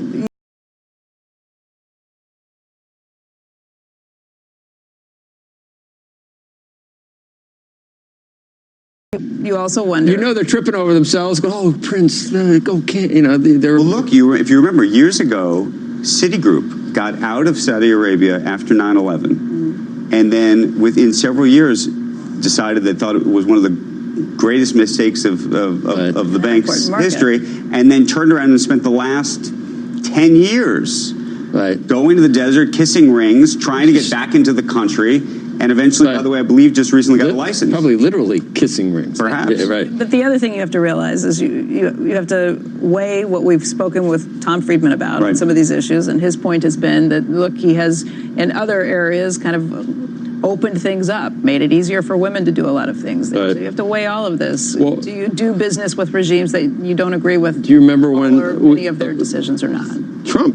President Trump said about selling some arms to Saudi Arabia? It's like, should it be us or Russia or China that sells? Someone's selling. Speaking a little more plainly than most people would in situations like that. But I'm not even criticizing them. I'm just pointing it out that when, that this is not surprising, that they want to be in on the Aramco. That's what they're in business for, right? When he was first talking about MBS, his big thing was not just treatment of women, but also what this means in terms of kind of cutting back on some of the harshest and most dyed-in-the-wool fanatics there in terms of religion. And his point was that he hoped that he would loosen that up. Everybody's hoping it's a journey. It's a long journey with different you already had to, setbacks, and there'll be but you already had to RSVP on whether you were going.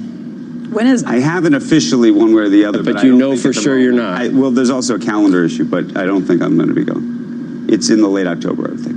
Maybe we'll could do another shout out in the Hamptons. Maybe we'll do a shout out in the because I'm not known for that that Andrew of Arabia shot. You should go. Maybe. We're not talking about me. I don't go. I would never go. But you went. You got that great shot without shoes, by the way.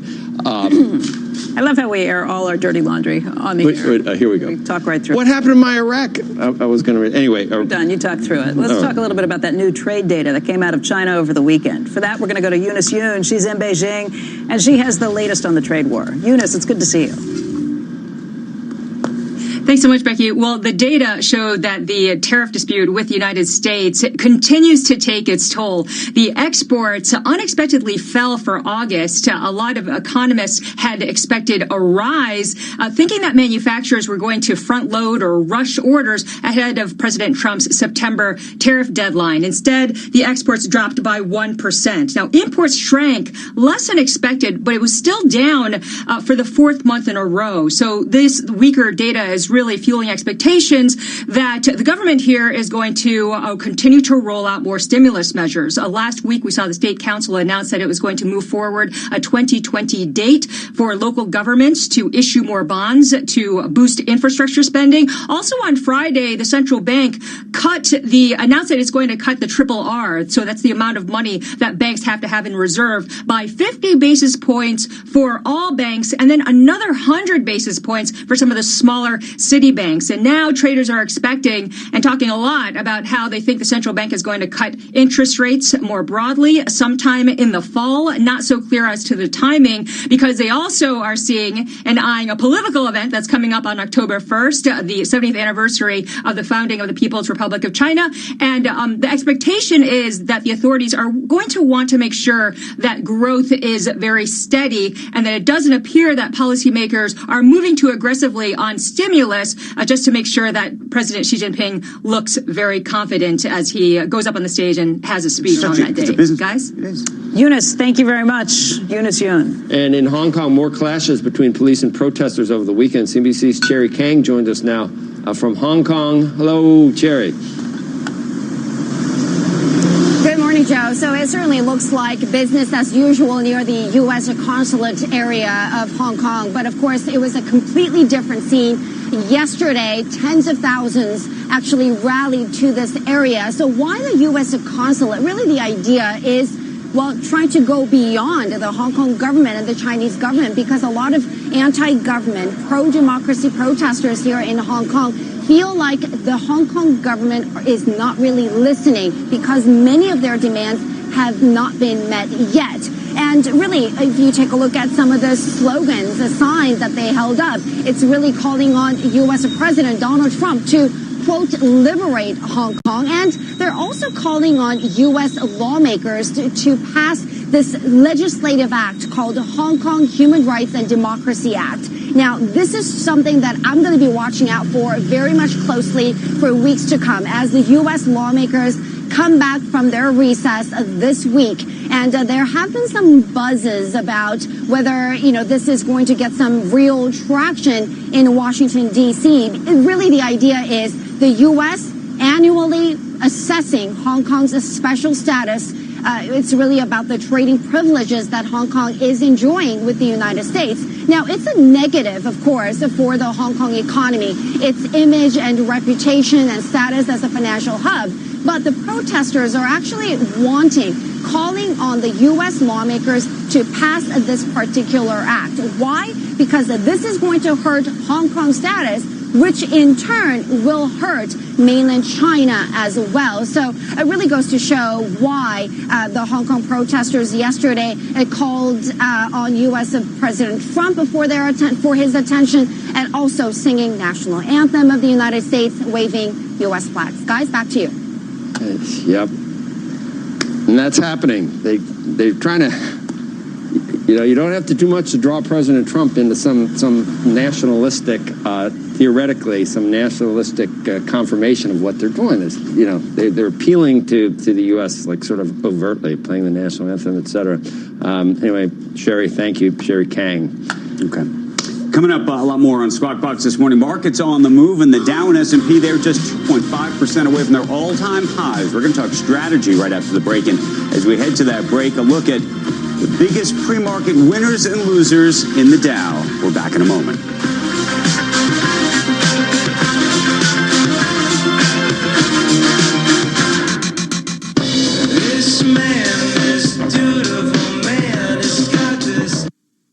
This CNBC program is sponsored by Bear. I can find and fund my car, from a Mini to a Jaguar. Feel good car buying from findandfundmycar.com is the place where you can find quality used cars from trusted dealers rated by you, and where you can fund your car with finance to fit your budget. It's feel good car buying all in one place. Shouldn't be a carry on, choose findandfundmycar.com.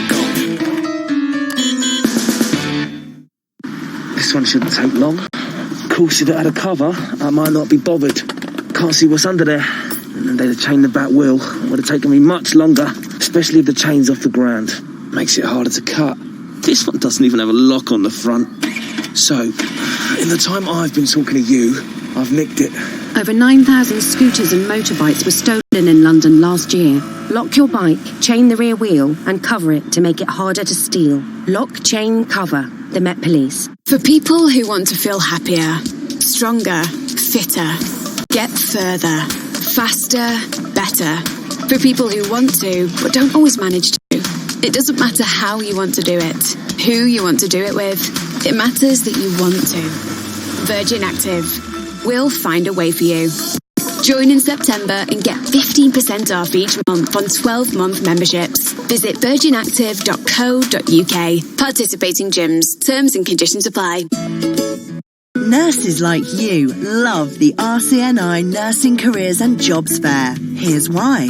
It's an easy way to get your CPD hours. There are loads of job opportunities on the day. The free workshops are great for learning something new.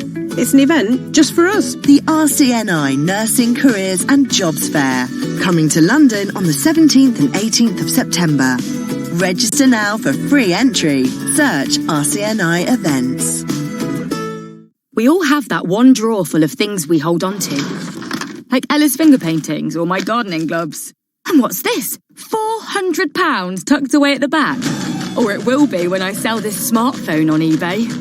Make on average £50 more selling your smartphone on eBay. Making money. It's happening on eBay. Based on the average selling price of selected pre-owned and unlocked Apple and Samsung devices against selected trading companies. April to June 2019. See ebay.co.uk/make-more for details. Welcome back to Squawk Box. U.S. equity futures are solid again this morning. Joining us now, Matthew Luzetti, Chief U.S. Economist at Deutsche Bank, and John Lynch, Executive Vice President, Chief Investment Strategist at LPL Financial. Matthew, in just paraphrasing what I think your thoughts are, we're at low rates. The The Fed did change its viewpoint to some extent, but the tightening was already evident. And at this point, they may be behind the curve in terms of where the rest of the world is and where the yield curve is. Is that basically about right? I think that's fair. I mean, we expect the economy to continue to slow. The jobs report on Friday showed that we're seeing a continuation in the trend in slowing job growth. We see the Fed cutting rates 4 more times this year. So 4 more times in total. 3 more times this year. Okay. One time next year in Q1. And I think the bigger question is with intensifying trade tensions, and we saw the China data this morning, it's not impacting just the U.S., but it's also hitting China. Are additional rate cuts in that environment going to be effective? The ISM manufacturing index is sending pretty dire signals about manufacturing and CapEx. And so we see the Fed taking some insurance against that. Let me ask, are there 3 or 4 Fed meetings left this year? Is there one every month, or is there only... We have September, October, and December. Okay, so there's only 3. You think they're going to cut every single time and then still have to cut at the beginning of next year? Next year is a little bit different. They have this policy review that's ongoing, and as part of that, they're looking at changing their inflation mandate, potentially. There, we think they move to an average inflation targeting regime, one in which they're trying to get inflation a little bit above 2%. You think there's any chance that the Fed, if the Fed actually sees that themselves, that they would try and get ahead of things by cutting by 50 basis points sooner rather than later? I think it's possible, and you've seen a bit of a dovish shift even in the more hawkish members. So Eric Rosengren had dissented in July. He seems a little bit more open to a cut. Jim Bullard, who was not arguing for 50 in July, now seems to be arguing. But I think the data just hasn't slowed enough at this point to get consensus on the committee for 50 basis points in September. Only 1 3/4 next year for growth into the election. Yes. For GDP. Why? Mostly CapEx. And I think what's hurting CapEx? Trade uncertainty is a key driver. If you look at the leading indicators there, export orders have plunged. And they've been a very good leading indicator for CapEx. And in a world where you just have this consistent and persistent trade uncertainty, I think it's difficult to see firms being willing to do big CapEx. But how can you see President Trump allowing the GDP to fall to 1 3/4 because of something he's doing himself? You don't think he can connect the dots between the trade war and 1 3/4 and his reelection? You think he's going to let that happen? I think he can, and so I think that he will eventually back off. The question is it too late, and how fast could growth actually snap back as a result of that? And I think there is something more persistent here. And we've had this back and forth on trade. I think you really do need to have a firm resolution for businesses to be willing to invest and spend again. John, that doesn't make you get out of the markets. You're still looking for some levels that are above where we are right now in the S&P, are you not? That's right, Joe. Good morning. And I agree with your other guest. I think the CapEx is really key. We've got this trade uncertainty going on, but we still have immediate expensing of 100%. We have, the repatriated assets that have largely a third of them still need to be invested in CapEx, it would appear. So I still think that, from an industrial standpoint where we still maintain an overweight, if you get some clarity on trade, I don't think you're going to see it anytime soon. You have the 70th anniversary of the People's Party Congress coming up next month. So it's probably early 2020, but to your point about the president and trying to position for re-election and position for a stronger economy, I think we need clarity by the first quarter of 2020. Got to do it by then. Well, we got, see what happens in October, right? So you don't see much in terms of the multiple stays where it is, and then you're basing things on where S&P earnings come in? That's exactly right. I think it's important. I think all too often investors get hung up on a 16.5 or 17 historical PE. And I think the PE needs to be looked at on a relative basis relative to, say, the 10-year Treasury or inflation. If you look at the 10-year Treasury yield at about 6.75 since World War II. So if you're going to use the same historical data going back on the multiple, you need to use that on rates and inflation. Inflation, as you know, is about 3.5 or 4% annually since World War II. So since we're so dramatically low relative to market interest rates and inflation, we think an 18 PE, 18.25 PE on a number approaching $175 in operating earnings for the S&P next year, which is still about $8 or $9 below the street. So in spite of my enthusiasm, we are relatively conservative compared to bottom-up consensus. For the E part, but for the multiple part, you might be above. So that brings you to 3,150 to 3,200 at some point in 2020. It's going to be weird when we're in 2020 because it's going to be so easy to say what year it is, 2020, like 2020 vision. is it not? We're going to say 2020 a lot. We are. And it's the election of 2020. Mm-hmm. It's good. It's a good. We got Good fodder for you. Yeah, we have to enjoy that year because we'll you don't get to get enjoy all. your jokes. Like today is 9/9. Did you know that? I didn't think about that. 9919. 9/9/19. Always using your noggin to bring value added. I wanted, after you did the tease in the last way, I wanted to just, without comment, just have that picture of you in the desert, and it didn't happen. It didn't, I don't think By that would have extending been. the conversation, you give them more chances to do it. there. Oh, I wasn't trying to do that. I was not that. Who is that handsome man? That is part of Squawk Box, right? Because that's a cologne advertisement, and it's Sorkin, too big to fail. I love that. Anyway, Matthew and John and Andrew. How much are we charging for that cologne? Oh, Not enough. Not enough. The more you charge, the better. I think that's the way it works. Premium pricing, and people say, why pay less, right? If you can pay. Anyway, thank you all. Thank you. Thank you. Coming up, fallout from the trade war. Contessa Brewer is in Maine covering a tariff target. Really? What do you have coming up, Contessa? Well, Joe, these Maine distributors made big investments to open up the Chinese market to Maine lobster, and then the retaliatory tariffs hit. Now these guys need to find new homes, and the distributors are hoping to claw back some of that trade.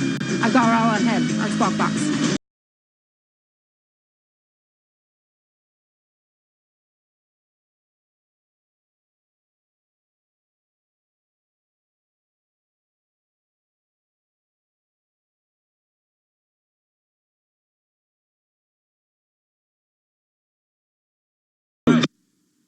This CNBC program is... Oh, I found one of our new Vauxhall Griffin editions. Yes. What comes as standard? Standard? Well, alloy wheels, sat-nav, aircon, DAB radio, Bluetooth, smartphone projection, and USB connection. Wow. Is that everything? Sorry, forgot the colour touchscreen. Buy a new Griffin edition, Adam, Astra, Corsa, or Mocha X Plus, and get a whole host of features as standard. The Griffin Edition range. All Griffin, no bull. Visit your nearest retailer now. Vauxhall, British brand since 1903. Participating retailers only. Limited units while stocks last. This one shouldn't take long. Of course, if it had a cover, I might not be bothered. Can't see what's under there. And then they'd have chained the back wheel. It would have taken me much longer, especially if the chain's off the ground. Makes it harder to cut. This one doesn't even have a lock on the front. So, in the time I've been talking to you, I've nicked it. Over 9,000 scooters and motorbikes were stolen in London last year. Lock your bike, chain the rear wheel, and cover it to make it harder to steal. Lock, chain, cover. The Met Police. For people who want to feel happier, stronger, fitter, get further, faster, better. For people who want to, but don't always manage to. It doesn't matter how you want to do it, who you want to do it with. It matters that you want to. Virgin Active. We'll find a way for you. Join in September and get 15% off each month on 12-month memberships. Visit virginactive.co.uk. Participating gyms. Terms and conditions apply. Did someone say winter sun? It's that time again. And this year at Jet2 Holidays, we're saying Cyprus.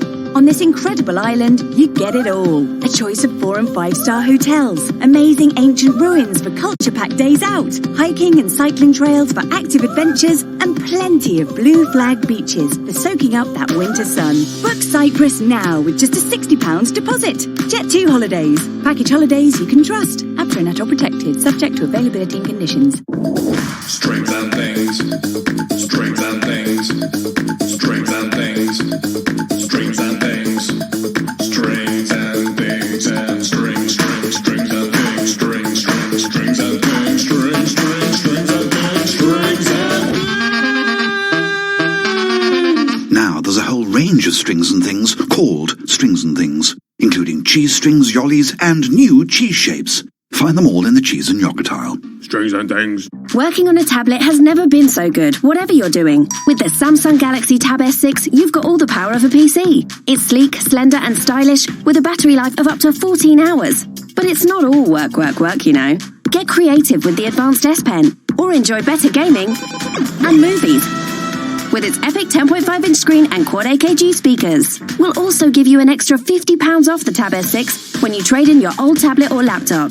At Curry's PC World. T's and C's apply. Time now for the executive edge. China now targeting the import of U.S. lobsters with stiffer tariffs. And Contessa Brewer joins us now from Maine with that story. All right, we got to settle this thing, Contessa, I think now. Lobster. Yeah, but you gotta do it because these guys are really hurting. Look, it's a busy morning. You have folks packing here, lobster, heading to Hong Kong, and it looks busy, right? Well, looks can be deceiving. The sales are off 50%. I mean, this is a business, the lobster company in Arundel, that had invested and expanded and ramped up to supply beautiful Maine lobster to a newly ravenous Chinese market. And then the trade war erupted. 25% tariffs were slapped on American lobster. On September 1st, that increased to 35%. Well, it didn't matter to the lobster company because their Chinese market all but disappeared. Most people's pockets aren't deep enough to sit around and take a 50% hit to your business waiting for it to return. You know who's loving all of this? The Canadians. They have sent 40% more lobsters to China in the first half of 2019 compared to the first half of 2018 before the tariffs came into play. And where are all those lobster coming from? Well, here's the puzzle. The U.S. is selling 130% more lobster to Canada. And there's suspicion on both sides of the border that the Maine lobster are actually going to Canada, getting packaged up like this, but labeled, caught in Canada, and then shipped to China anyway. Oh, by the way, you know who has a free trade agreement to sell lobster? Canada does with the European Union. You know who doesn't? The United States. It's a real problem that they need to crack, guys. Wow, so to speak. Boy. Contessa, wait, where are they catching? They're labeling caught in Canada, but they're being caught where? I want to be very careful with my words. There is suspicion that the lobster, which populates these cold waters off the coast of Maine, are getting caught in Maine and shipped to Canada, packaged in Canada, and sent to China, thereby avoiding tariffs. Suspicion, no proof. Well, that makes sense. I can understand why. Because then I wouldn't worry. Hopefully, if this finally eases, these guys will be able to renew business with China, and they'll still have their jobs. You would think, Joe, but here's the problem. Canada has expanded its facility to accommodate this Chinese market. I mean, 40% more year over year. So they have charter flights now flying to China to take lobster there. That doesn't disappear once the United States makes a trade deal with China. This company, the lobster company, is very concerned that the Chinese customers don't come back, that they've already moved on. Oh, the charter flights are out of Maine, or the charter flights are out of Canada? Halifax, out of Halifax. Is there a different margin for is there a premium price for lobster from the United States for Maine versus? Here's what we're learning. Yeah, it's a great question. Here's what we're learning. In all these commodities, whether you're talking lobster or rice or soy, there is a premium that's put on American goods because there is a sense of quality, of food safety, and of knowing the source that the Chinese are willing to pay a premium for. And that's one reason why these Chinese markets are so important for the exporters. And by the way, they're pointing out, hey, when we export lobsters to China, we are repairing the trade imbalance. We're doing what the president wants. So the tariffs make no sense. I know where you are. You're right near Kennebunkport, in Kennebunk, because there's a great It's a great golf course there, Arundel, and I played one time, and guess who was playing the same day? President Trump. Vice President Bush, when he was vice president. Right. Yeah, and these guys in Secret Service came. I was like, whoa! I turned around, they were all running towards me, and he was, out there, and they were, he was Veep at that point. He was not president under President Reagan. Anyway, it's a long time ago, but I remember it well. Beautiful place, Contessa. Thank you for that report. When we come back, Boeing shares under pressure after more bad press. We will tell you why next. Plus, tracking the market impact of President Trump's tweets. We've got the details on a new index at JPMorgan. And as we head to a break, take a look at Friday's S&P 500 winners and losers. Feeling hot, hot, hot. Feeling hot, hot, hot. Oh, you're as cold as ice. You're willing to sacrifice our love. At Screwfix, we're always here to help you get the job done. That's why we've made sure that hundreds of everyday products you need are at everyday prices. Look out for the low price badge in store and online. No wonder we've been trusted by the trade for 40 years. To find out more, visit screwfix.com or get down to your local store today. Screwfix, here when you need us. This one shouldn't take long. Of course, if it had a cover, I might not be bothered. Can't see what's under there. And then they'd have chained the back wheel. It would have taken me much longer, especially if the chain's off the ground. Makes it harder to cut. This one doesn't even have a lock on the front. So, in the time I've been talking to you, I've nicked it. Over 9,000 scooters and motorbikes were stolen in London last year. Lock your bike, chain the rear wheel, and cover it to make it harder to steal. Lock, chain, cover. The Met Police. For people who want to feel happier, stronger, fitter, get further, faster, better. For people who want to, but don't always manage to. It doesn't matter how you want to do it, who you want to do it with. It matters that you want to. Virgin Active. We'll find a way for you. Join in September and get 15% off each month on 12-month memberships. Visit virginactive.co.uk. Participating gyms. Terms and conditions apply. Did someone say winter sun? It's that time again. And this year at Jet2 Holidays, we're saying Cyprus.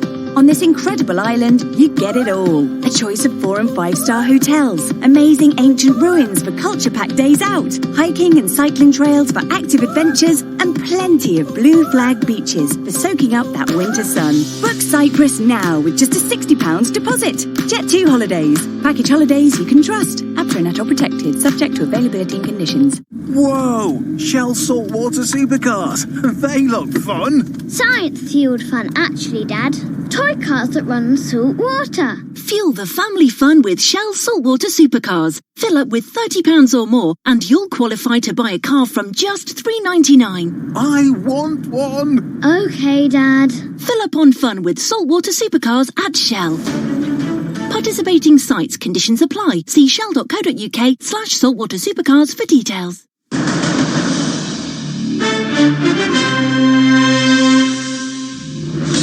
Welcome back. You're watching Squawk Box, live from the NASDAQ market site in Times Square.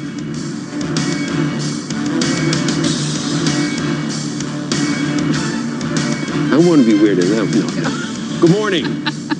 Weird in so many ways. U.S. equity futures are up 65.5 points this morning. Another update. Is it interest rates? It's just every day there's the inclination is for futures to trade higher. Maybe there's the idea that October something happens with China. So run it up now. Oh, you got to do it. October happens something in the stock market. No, yeah, right.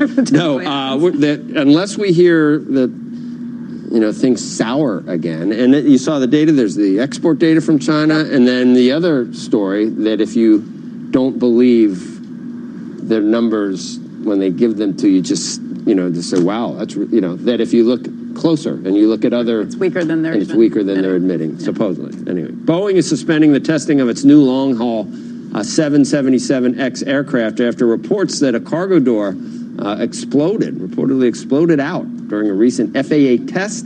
Company spokesman says the testing conditions were well beyond any load expected in commercial service, and the test was run on a plane meant for ground testing only and not actual flights. But do you see Boeing is, for one reason or another, is down more than 1% this morning. And Amazon planning to hold a so-called, what they're calling a career day. This is going to happen on September 17th. The company is going to offer more than 30,000 permanent jobs, ranging from warehouse workers to software engineers. That event will span 6 U.S. cities. It's going to happen in Chicago. It's going to happen in Boston, Dallas, Nashville, Seattle, home to Amazon, of course, and Arlington, Virginia, where their HQ2 is set up. Separately, other big news over the weekend, WeWork's parent company now reportedly considering further cutting their valuation, now possibly below $20 billion. You remember, we were at $47 billion originally. The Wall Street Journal saying some existing investors are pushing the company to cancel the IPO altogether. We Company is expected to start a roadshow to pitch shares to new investors as early as today. And of course, we will be hearing whispers and rumors and what's the reaction during this roadshow throughout. But to go from 47, then to slash in half, and then to go even lower at some point. And I think the bigger story here, to some degree, is what happens to SoftBank in all this. Yes. Because they were the ones who originally have put up, the most amount of money, but were effectively the ones that were responsible for the write-up of all of these different valuations. And so as you write them down... And I know SoftBank has a mixed performance. Some of their investments have done well, but the marquee ones are really the ones that have come under pressure. Well, the other piece of it is they just raised their second fund off the back of returns, the written up returns, meaning, so they went out and marketed a second fund based on WeWork being worth $47 billion. CNBC.com had an interesting piece over the weekend. It pointed out the idea that Masa-san's entire push is he wants growth at all costs, that you have to continue to grow, that's your competitive moat, that's how you win, is by getting bigger and bigger and bigger all the way along, and don't worry about the losses. The question is, will the public markets underwrite that? And I think that's a very fair question. And I think, I was going to also add to that, specifically the issue around WeWork, though, is has he grown so fast and so big that he is too big to fail? That when and if there is a downturn, he's going to be able to go to the landlords and say, guys, I need a better deal now. And they're not going to get pushed out. Going from $47 billion to $20 billion and beyond. That's the valuation story. This is more of, are you protected in a downturn? Yeah. It's interesting. When we come back, more states joining investigations into big tech. We're going to tell you the latest on the antitrust efforts and what it could mean for the companies that are involved. Stay tuned. You are watching Squawk Box right here on CNBC. Delivering Alpha, the most important investor summit 9 years running. Strategy from leading alpha generators. Direct access to policymakers and government leaders. On September 19th, see who's calling the shots now. Go to deliveringalpha.com to attend this year's blockbuster event. You will come away with ideas that you can put to work immediately. Plus, special guest Vice President Mike Pence talks economy and trade war impact. Reserve your spot now at deliveringalpha.com. Interactive Brokers pays 1.6... This one shouldn't take long. Of course, if it had a cover, I might not be bothered. Can't see what's under there. And then they'd have chained the back wheel. It would have taken me much longer, especially if the chain's off the ground. Makes it harder to cut. This one doesn't even have a lock on the front. So, in the time I've been talking to you, I've nicked it. Over 9,000 scooters and motorbikes were stolen in London last year. Lock your bike, chain the rear wheel, and cover it to make it harder to steal. Lock, chain, cover. The Met Police. For people who want to feel happier, stronger, fitter, get further, faster, better. For people who want to, but don't always manage to. It doesn't matter how you want to do it, who you want to do it with. It matters that you want to. Virgin Active. We'll find a way for you. Join in September and get 15% off each month on 12-month memberships. Visit virginactive.co.uk. Participating gyms. Terms and conditions apply. Nurses like you love the RCNI Nursing Careers and Jobs Fair. Here's why. It's an easy way to get your CPD hours. There are loads of job opportunities on the day. The free workshops are great for learning something new. It's an event just for us. The RCNI Nursing Careers and Jobs Fair. Coming to London on the 17th and 18th of September. Register now for free entry. Search RCNI Events. No. No. No. What are you doing? I don't like any of our preset radio stations. We need a new car. With the Jaguar E-Pace at $299 a month on personal contract hire, you'll find a reason. That's better. And it's a Jaguar. Initial rental £3,588. 48-month term. Subject to status. 8,000 miles per annum. Excess mileage and return conditions apply. No ownership option. Ends 30th of September. Participating retailers only. Jaguar contract hire. Set for Life is the new game from the National Lottery where you can win 10 grand every month for 30 years. So go smash this month, next month, and make every month amazing. Play new Set for Life Mondays and Thursdays. Set for Life from the National Lottery. Amazing starts here. Prize may be capped. Rules, procedures and game-specific rules apply. Players must be 16 or over. When travelling from the centre of London to the heart of Edinburgh, what's best? A plane or an LNER train? Well, there's a massive queue at the airport, so 1-0 trains. Free Wi-Fi on board, 2-0. Actually, the airport's miles away, and you have to take your shoes off in security. Minus points for planes. So, it looks like an LNER train is the winner. Thanks for playing, planes. That's London to Edinburgh for 4 hours and 19 minutes. Book direct at lner.co.uk. Hello, I'm with Boots Hearing Care. You strain me to hear me with the background noise. You're experiencing what it's like to have hearing loss. If you've experienced this before in a busy restaurant or pub, you should get your hearing checked. A discreet hearing aid can help you follow conversation more easily by filtering out background noise, just like you're experiencing now. Turn up the things you love with Boots Hearing Care. For a free hearing check, visit bootshearingcare.com. Over 18s only. One free hearing check per year. Welcome back, everybody. Google about to find itself at the center of a major antitrust investigation. Elon Mui joins us right now from Washington. Hi, Elon. Hi, Becky. We are expecting more than 24 states to announce a coordinated antitrust investigation into Google this afternoon. Now, the focus will be on whether large tech companies have engaged in behavior that stifles competition, restricts access, and harms consumers. Now, they're making this announcement in front of the Supreme Court, which appears to be sending a message that they are not going to back down from this fight. I'm told this will be a bipartisan effort led by the Republican Attorney General of Texas, Ken Paxton. And this move has been in the works for a while. Earlier this summer, Paxton and 7 other state AGs met with U.S. Attorney General William Barr about their concerns over competition in big tech. And states have also been pushing federal regulators to expand the way they think about antitrust, not just focus on price, but also on the value of data and of privacy. In a statement earlier this summer, Paxton said that technology platforms often lack the incentive to provide strong privacy protections for consumers, and their dominant position in user data creates barriers to entry for new competitors. Now, Texas has been fighting Google for years. The previous AG, Greg Abbott, who is now the state governor, he launched an antitrust investigation into Google all the way back in 2010. But guys, today, Texas is going to have a lot more states backing it up. Over to you. Hey, Elon, thank you for that. We're going to continue this conversation right now. To join us, talk about the implications for big tech and what companies could be next on that list. Ed Lee is here, New York Times corporate media reporter, and Joanne Littman, journalist and the author of That's What She Said. They're both CNBC contributors, and we're thrilled to have them here. Joanne, just when you have state AGs do this, in addition, obviously, with the DOJ now looking at them politically.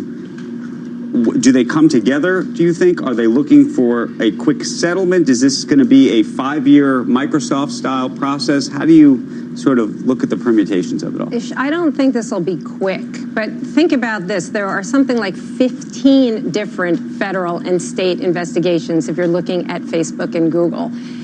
It's going to play out over time, but regardless of how it plays out, whether they get broken up, which is what some people would like them to be, or whether or not, what we're going to see is a transformation of the digital landscape. We will see changes. And what do those changes look like, Ed?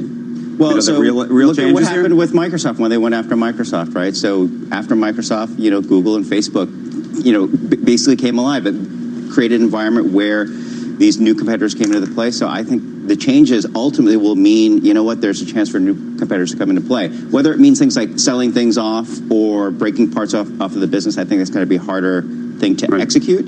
But I think it's just going to be that much harder for them to operate. What about I don't know if you want to call it a novel idea, but the idea of looking at antitrust through a different prism, which is the way apparently the AG in Texas wants to, which is rather than look specifically at the damage to the consumer or to look at prices, which historically is what's been required actually by law, that there's actually a different approach. And will that actually, from a legal perspective, even work? Yeah, I think that we are looking at an entirely new way of approaching antitrust. And I think what we're looking at is we've had the past 15 years of pretty much zero oversight. And now what's happened is federal and state regulators have woken up, legislators have woken up and saying, oh my God, look what's happened. These companies have gotten so large. So, there is some of the traditional antitrust kind of concerns there. I mean, if you look at the advertising industry, Facebook and Google control 60% of all digital advertising. You add in Amazon, it's 70% of all digital advertising. Can I just make the one point? As a son of an antitrust litigator, because we used to have these conversations about antitrust at dinner all the time. It's not illegal technically to be a monopoly. I think there's a misimpression in America that monopolies, they may be bad, but it's not necessarily illegal. It's only illegal if you either got your monopoly or kept your monopoly by doing things that were illegal. And so you have to actually demonstrate that. But this is the Borg interpretation, right? That companies have been using in terms of how to operate for the past 20, 30, 40 years. There is a new interpretation where, you know what? It's competition. If you're harming competition, not just through price or through consumers, or you're using your monopoly to prevent others from coming to the floor. If Amazon is hurting a lot of other potential vendors just by their sheer size and their practices, that's another way to look at antitrust that goes beyond the Borg interpretation. So that's what these guys, I think, do you think this is changing behavior in Silicon Valley? And I ask that just because Facebook has been under so much pressure, and yet they picked this time to roll out Libra. I mean, to me, that was kind of almost a tone deafness in saying, okay, we're just going to rush forward with this. Now, obviously, a lot of that stuff was set in motion long in advance, but are Silicon Valley players changing their behavior? Do they need to in the face of this new regulation? That's a great question, because they haven't changed their behavior yet. Not just Libra, but talk about bad timing. Friday, I think it was, Facebook announced its new dating app. Right? So here they are. They're going to be collecting even more personal, intimate data. And not only that, they will be essentially taking on the Tinders of the world, trying to put I mean, I get it. They're still operating their business as they have been to this point, but do they need to change? I do think that they need to change. And I actually think, if nothing else, we will see more self-regulation, because they're going to have to do that defensively. So, for example, one of the things, there's several bills right now in Congress. There's also Gavin Newsom in California. They're trying to change the way that we look at data. Right now, Facebook, Google, they own all of that data. There's this move toward data ownership, that we, the users, should have some sort of ownership of our data, that we should perhaps be compensated when they use our data. There are a variety of ways. Exclusive permission, as in the case of the GDPR. Before we let you go, real quick, because we were talking about WeWork in the last segment, and I wanted to get both of your quick thoughts on what do you think is going to happen here, or what should happen? Well, my issue with WeWork, frankly, is when the IPO came out, we saw that there were 0 women on the board. And I know this is like slightly aside from what you're talking about, but I got to tell you, out of 100 IPOs this year, 40% have had 0 women on their boards. We're looking. And then they added somebody. They added Frances Frye from Harvard, who is the same Harvard professor who Uber briefly hired after it ran into all of its gender issues. So it's a little bit of kind of wallpapering over a major problem. And in line with that, I mean, maybe to try and answer your question, maybe they need to hold off their IPO. I think that's really, if they keep devaluing it, they're just signaling to the marketplace, we're not worth quite as much as people thought. So let's hold off. I think that's a way to sort of revise the board maybe and rethink their larger model. The issue is then you could be a year out if the economy moves into. I mean, this is what's going on inside the boardroom, right? But you want to get your ducks in a row first. I think that's the bigger issue. Okay, Joanne Lippman, Ed Lee, thank you guys, appreciate it. So these dinners, you're talking about antitrust through the entire day. I mean, not with Pilar and the kid. No, family dinners. Oh, okay, with your parent. Okay, all right. I thought you didn't have the same kind of conversations that you're. Don't do that now with my kids. Yeah. I mean, we've actually had an interesting conversation. I just antitrust. It's something I have the beholder. Come on, you have the same conversation. Coming up, vaping might kill you. At Synchrony, we're changing what's possible. I can find and fund my car, from a Mini to a Jaguar. Feel good car buying from findandfundmycar.com is the place where you can find quality used cars from trusted dealers rated by you, and where you can fund your car with finance to fit your budget. It's feel good car buying, all in one place. Shouldn't be a carry on, choose findandfundmycar.com. At Screwfix, we're always here to help you get the job done. That's why we've made sure that hundreds of everyday products you need are at everyday prices. Look out for the low price badge in store and online. No wonder we've been trusted by the trade for 40 years. To find out more, visit screwfix.com or get down to your local store today. Screwfix, here when you need us. For people who want to feel happier, stronger, fitter, get further, faster, better. For people who want to, but don't always manage to. It doesn't matter how you want to do it, who you want to do it with. It matters that you want to. Virgin Active. We'll find a way for you. Join in September and get 15% off each month on 12-month memberships. Visit virginactive.co.uk. Participating gyms. Terms and conditions apply. Nurses like you love the RCNI Nursing Careers and Jobs Fair. Here's why. It's an easy way to get your CPD hours. There are loads of job opportunities on the day. The free workshops are great for learning something new. It's an event just for us. The RCNI Nursing Careers and Jobs Fair. Coming to London on the 17th and 18th of September. Register now for free entry. Search RCNI events. Make sure you're uni-ready with our huge range of practical essentials and home-from-home comforts and get 10% off for a limited time. T's and C's and exclusions apply. Dunelm, the home of homes. This one shouldn't take long. Of course, if it had a cover, I might not be bothered. Can't see what's under there. And then they'd have chained the back wheel. It would have taken me much longer, especially if the chain's off the ground. Makes it harder to cut. This one doesn't even have a lock on the front. So, in the time I've been talking to you, I've nicked it. Over 9,000 scooters and motorbikes were stolen in London last year. Lock your bike, chain the rear wheel, and cover it to make it harder to steal. Lock, chain, cover. The Met Police. Equal pay. 5 deaths have now been linked to vaping. The CDC continues to look into what's causing the lung illnesses as the number of cases has risen to 450 people. Joining us right now with more on this front is former FDA Commissioner and CNBC contributor, Dr. Scott Gottlieb. He recently, by the way, joined Pfizer's board. And, Doctor, it's good to see you this morning. Good to see you. So what do you think is really happening? Is it oil, vitamin E oils that's been going through? Is that really the common component? Based on the information we have right now, what we've seen from these state reports, it looks like these are going to be illegal vapes, largely vapes with THC or CBD in them, so cannabis-derived vaping products.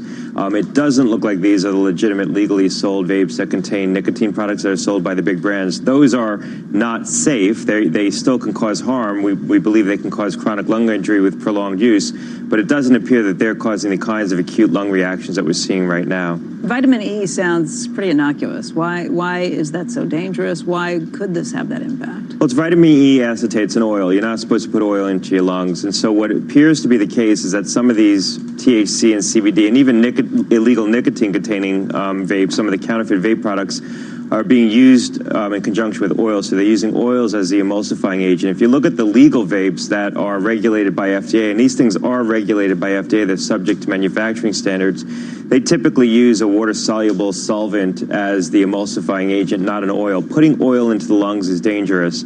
And what we've seen from these case reports is that they found what they call lipid-laden macrophages. So they found immune cells with oils in them. That's a pretty big indication that it's the oil that's getting into these vaping products that's causing these lung injuries. How does somebody know if they're buying something that could be counterfeit? Could you be buying it online and not realizing it's counterfeit, or is this mostly sold on the streets? Well, they don't really. Some of this is sold in stores, too. So there's a lot of counterfeit vape products. So if you think of Juul, for example, there's a lot of counterfeit Juul pods on the market right now. Some of them are very low quality. So it is a little bit buyer beware. And a challenge with CBD and THC is that they're not really regulated by anyone right now. The states allow these things to be legally sold within states, but they're not regulated by FDA. So FDA would only regulate a vaping product if it's a nicotine-containing vaping product that's derived from tobacco. That's their legal hook. So these are falling within a regulatory gaps. The states aren't doing regulation here. I mean, that's interesting. No, I was just thinking about the mechanism. So your immune system sees this oil in your lungs, and it's like, what am I going to do here? And then the macrophages come in, and so you're finding they're the ones that are trying to deal with it. And then what kills you? Your immune system? There's three kinds of pneumonia. People getting a hemorrhagic pneumonia, or what we call cryptogenic organized pneumonia, or a lipoid pneumonia. So it's basically an inflammatory reaction in the lung that they're getting from the oil. So your immune system reacting to the immune, and that's what kills you. You see this sometimes. For example, if you see some older people will take certain laxatives out of oil, like mineral oil, and sometimes they'll aspirate it and get into the lungs, and you see these kinds of reactions in medicine. So we've seen these kinds of things in medicine where when oil gets into the lungs, it causes these kinds of reactions. This appears to be what's going on right now. These are cheap, counterfeit, illegal vapes. That's not to say that the legitimate vapes are completely safe. They're not. And there's probably some people who are getting acute lung reactions from those as well over time. But the surge in cases that we're seeing right now... From pure, no oil whatsoever, there could be long-term It's possible. effects. I don't want to discount the fact that there's going to be case reports that come in, historical case reports where people might have had a reaction to an ordinary vape. Or any of that. But probably the case is that people who are vaping nicotine who are having these reactions probably are vaping illegal products that are counterfeit. Scott, you bring up a really interesting point, though. These states are going ahead and legalizing it. Right. There is no federal oversight of this. That's a huge gap. And how do you think that is eventually kind of reconciled? Well, I think we're going to have a federal reckoning here. These states have passed laws that are far too permissive, allowing recreational use of these products. At the same time, it's far too difficult to get access to legitimate product to do proper research. And so I think we need a federal reckoning where we make it easier for people to get access to cannabis if they want to do legitimate medical research and try to make medical products out of these things. But the state laws that allow this widespread recreational use where it's getting into the hands of kids and pregnant moms, that's a real public health concern. And the states have moved ahead. They've allowed all these products to flood their markets, but they don't have an FDA. They don't have proper oversight. So these illegal vapes are getting onto the market. Scott, thank you for joining us. Dr. Scott Gottlieb, again, is the former FDA commissioner. Thanks a lot. Thank you. Okay, coming up when we return, our guest host for the rest of the show, former Honeywell CEO Larry Bossy is going to join us. Plus, what to expect from Apple's big event this week. Is a new iPhone on the way? I can tell you it is. It is. But we'll tell you more about it when we return. So Schwab told me about four-legged option strategies.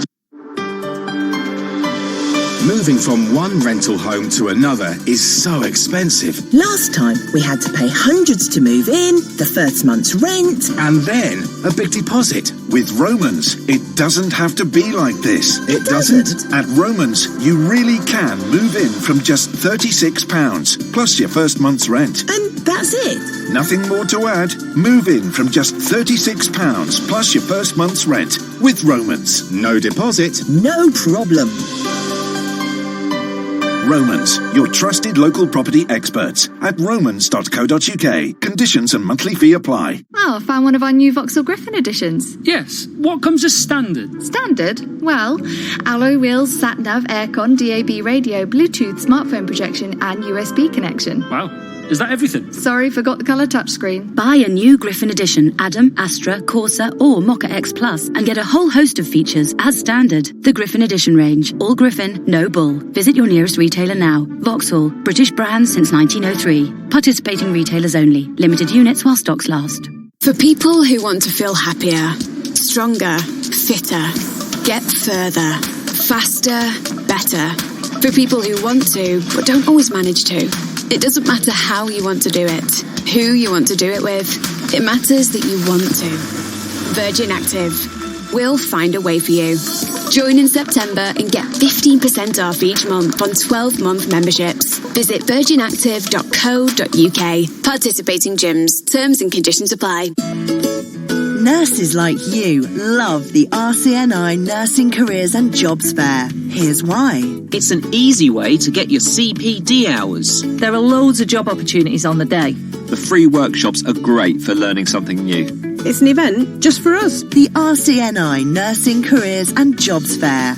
Coming to London on the 17th and 18th of September. Register now for free entry. Search RCNI Events. Did you know there's an ethical bank that takes care of your money and the world around you?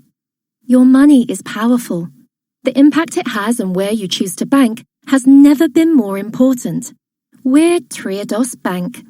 We're completely open about how we use your money, so you can see for yourself the positive impact it has for people and the planet. Join a community of like-minded people, making the world a better place. Follow your heart. Use your head. Join Triodos Bank. Are the Trump tariffs working? New data this morning showing a drop in exports from China, putting more pressure on lawmakers there for further stimulus. Senator Rick Scott joins us to discuss the latest in the trade war and much more. Tech under fire, Facebook and Google facing state antitrust probes. What the investigation could mean for your money is straight ahead. Plus, will Apple impress investors with a new iPhone? A preview of tomorrow's big event and what you can expect from the tech giant as the second hour of Squawk Box begins right now.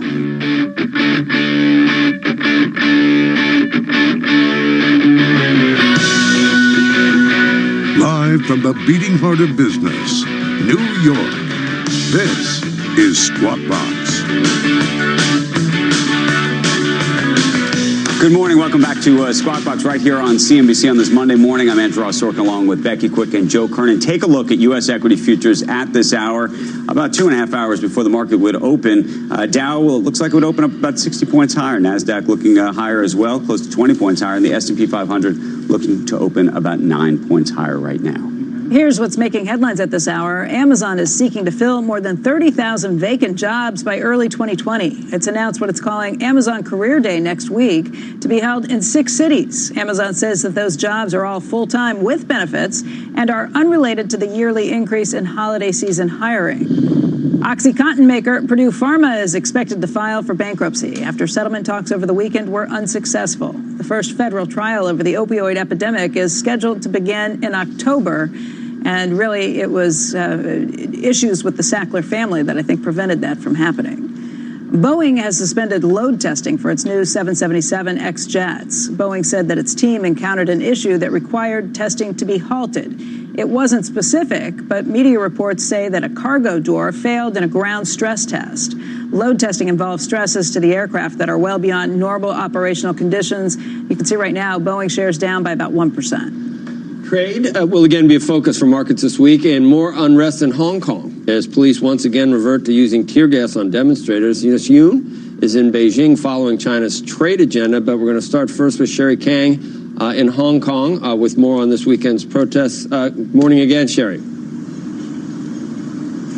Good morning, Joe. And again, just yet another weekend of violent scenes playing out. No signs of these protesters letting up and letting go of their cause. We saw some of the hardcore protesters vandalizing subway stations, setting on fire the entrance of one subway station, and we saw some of them smashing the stations as well. It really goes to show how this protest movement is really about leadership, a leaderless, I should say, a movement, but really the core idea of staying anti-government, pro-democracy stays very much the same. And that's exactly the reason why we saw tens of thousands of protesters taking to this area, the U.S. consulate building in Hong Kong. Really this idea of Hong Kong protesters asking for the United States' help to exert its influence on China and in turn on Hong Kong government. That's a very interesting idea and something that market participants should watch for, because what they're calling on U.S. lawmakers as they're coming back from their recess to their job this week is to pass this act, this legislative act called the Hong Kong Human Rights and Democracy Act. It's really about Washington every year assessing Hong Kong's special status, the trading privileges that Hong Kong has been enjoying with the United States. And this is one of the key elements that set Hong Kong apart from China, and that's what's important moving forward. Andrew, back to you. Sherry, thank you for that report. I want to head from where you're based to Beijing right now, where Eunice Yoon has the latest out of China on the trade front. Eunice.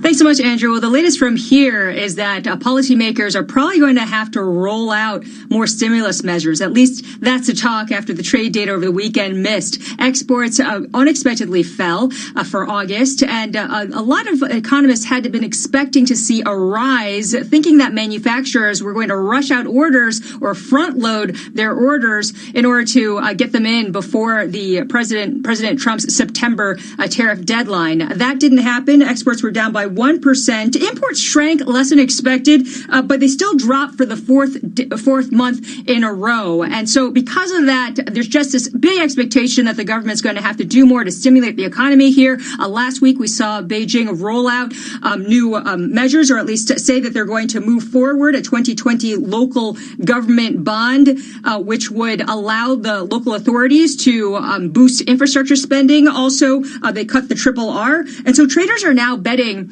that there's a rate cut coming sometime in the fall, though the timing still unclear. There's also a major political event that's coming up on October 1st, the 70th anniversary of the founding of the People's Republic of China.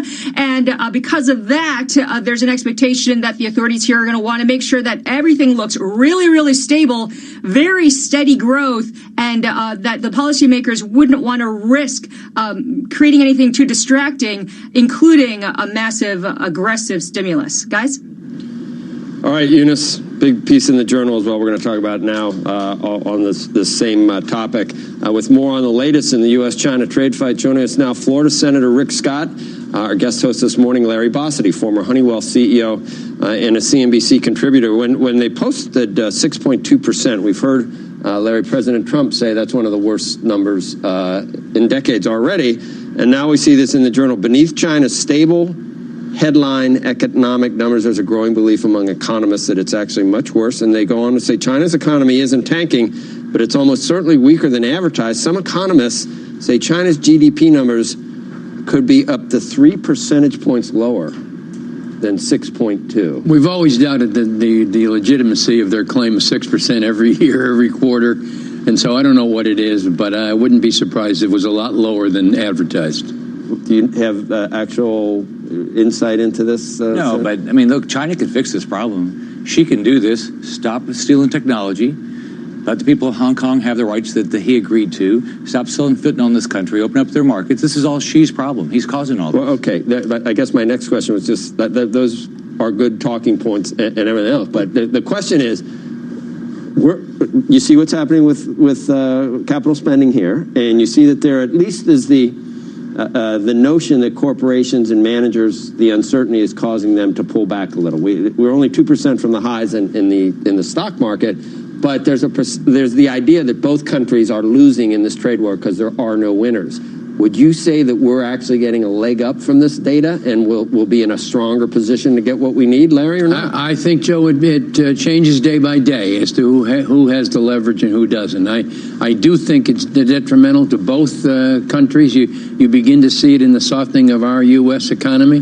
And the question is, how's it going to get resolved ultimately? And it's necessary, it seems to me, for Trump to have a leg up in terms of the next election to get this behind him, and I'm not sure it's easy to do. Senator, would you say we definitely have a leg up? I never believe we'll get a deal done. I don't believe they're going to change. And so I think this is going to continue on. I don't think Trump will get anything done. Because what you're saying are minor things, are massive issues from their perspective. They're not going to stop stealing technology. They're not going to stop selling the fentanyl. They're not going to, militarize the South China Sea. They're just not going to change. You don't think that both parties are going to claim some type of big... It'd be nice. And that'd be great. What happens between now and... Okay, so October, we're going back to the... Don't you think... If nothing's going to change, then is this worth it? Right? Oh, absolutely. There's plenty of American companies that are doing it better. They're doing better because they, you have to be able to buy their products, competing against somebody's, with all the tariffs. Yeah, there's plenty of American companies that are getting better, but some companies aren't. I mean, but if you look at this, if we don't fight now, when are we going to fight? I mean, there's going to be short-term pain. But it sounds like you're saying you can't win the fight. You can if she would come around and do something rational. What do you think will cause him to do that? You don't think he will? No. What's the consequence if there's no deal here? I think the consequences are that there's some American companies that are going to do better, and there's American companies that are going to do worse. But overall, look, our economy is doing better. Which American politicians are going to do better and which are going to do worse? Which politicians are? If there's no deal, you don't think that affects the 2020 presidential election? I mean, look at our economy right now. It's continuing to fire on all cylinders. You just talked about Amazon they're doing them fair because it's hard to find workers. I mean, we're on a roll right now in this country. But Senator, just one issue. You said, it'd be nice if everybody could come together and just come up with some sort of a deal, even if it's not the structural changes that we're seeking. You'd rather this whole thing just kind of go away? Yeah, but only if you can get a deal that's good for the country. Now, in the meantime, whatever we get in tariffs, I think we ought to reduce it in taxes. Yeah. I mean, this shouldn't be something to add to revenues of the country. We ought to reduce taxes. So, but here's the great conundrum in my mind, which is, to the extent you believe that the trade war and tariffs have slowed our own economy down at all, meaning have even taken anything off of our growth rate, that's a conundrum for us, which is to say that there was the passing of the tax bill now about a year and a half ago, if not longer, both on corporate taxes and individual taxes. Part of all of that was based on these growth assumptions, which unfortunately are not coming true.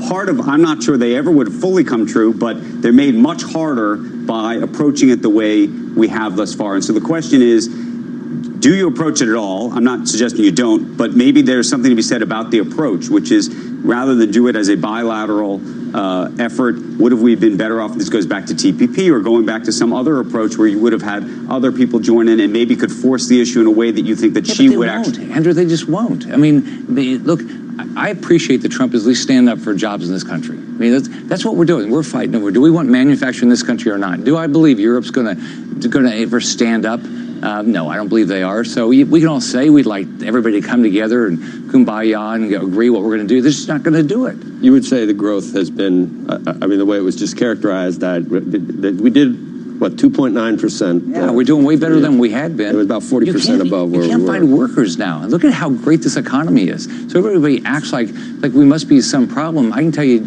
if you're any businessman I talk to, they can't find workers. It's great what's going on. Look at Amazon. It's great what's going on in this country right now. Would I like there not to be a trade war? Yeah, but I'd like them not to keep stealing our technology. Don't sell fentanyl in our country. I mean, they're not going to do it. So, Larry, what happens in October at the next round, do you think?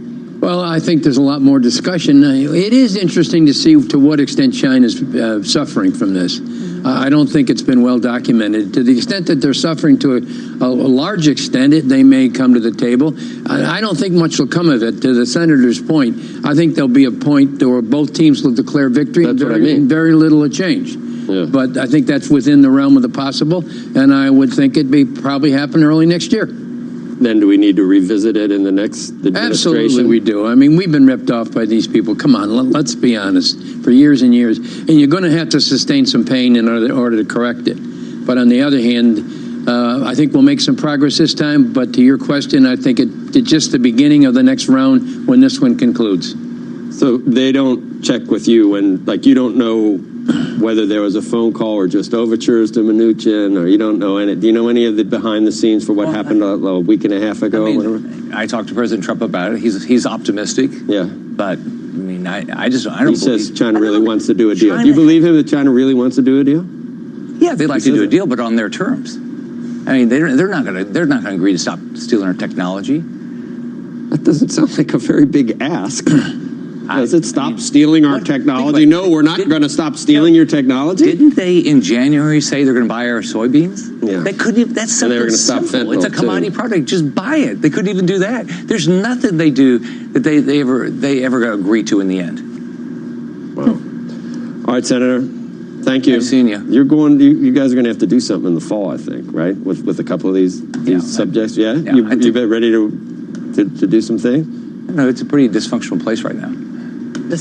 Stuff's not working really well up there. The whole town, I think.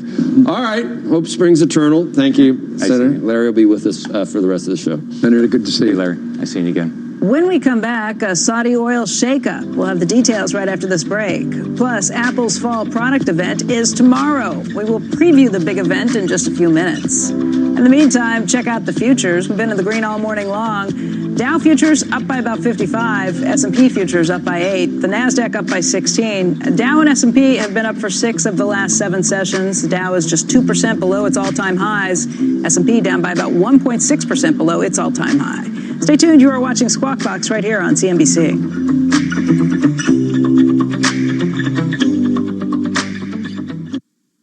Squawk Box is sponsored by Franklin Templeton. For people who want to feel happier, stronger, fitter, get further, faster, better. For people who want to, but don't always manage to. It doesn't matter how you want to do it, who you want to do it with. It matters that you want to. Virgin Active. We'll find a way for you. Join in September and get 15% off each month on 12-month memberships. Visit virginactive.co.uk. Participating gyms. Terms and conditions apply. Did someone say winter sun? It's that time again. And this year at Jet2 Holidays, we're saying Cyprus. On this incredible island, you get it all. A choice of 4- and 5-star hotels, amazing ancient ruins for culture-packed days out, hiking and cycling trails for active adventures, and plenty of blue flag beaches for soaking up that winter sun. Book Cyprus now with just a £60 deposit. Jet2 Holidays. Package holidays you can trust. Apps are not all protected, subject to availability and conditions. Casa Bacardi is back, bringing a party with an unmissable lineup and tasty rum cocktails to London. With Bacardi's new Sound of Rum crew, featuring live sets from One Nason and P Money, MCing from Harry Pinero, and loads more. The perfect recipe for an epic night out. Casa Bacardi at Box Park Croydon on September 14th. For more info and to get your tickets now, head to boxpark.co.uk. Do what moves you. Over 18s only. Drink aware for the facts. Nurses like you love the RCNI Nursing Careers and Jobs Fair. Here's why.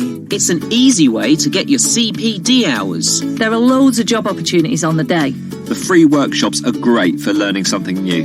It's an event just for us. The RCNI Nursing Careers and Jobs Fair. Coming to London on the 17th and 18th of September. Register now for free entry. Search RCNI Events. Strength and things. Strength and things. Strength and things. Strings and things. Strings and things and strings and things. Strings and things. Strings and things. Strings and Now there's a whole range of strings and things called strings and things, including cheese strings, yollies, and new cheese shapes. Find them all in the cheese and yogurt aisle. Strings and things.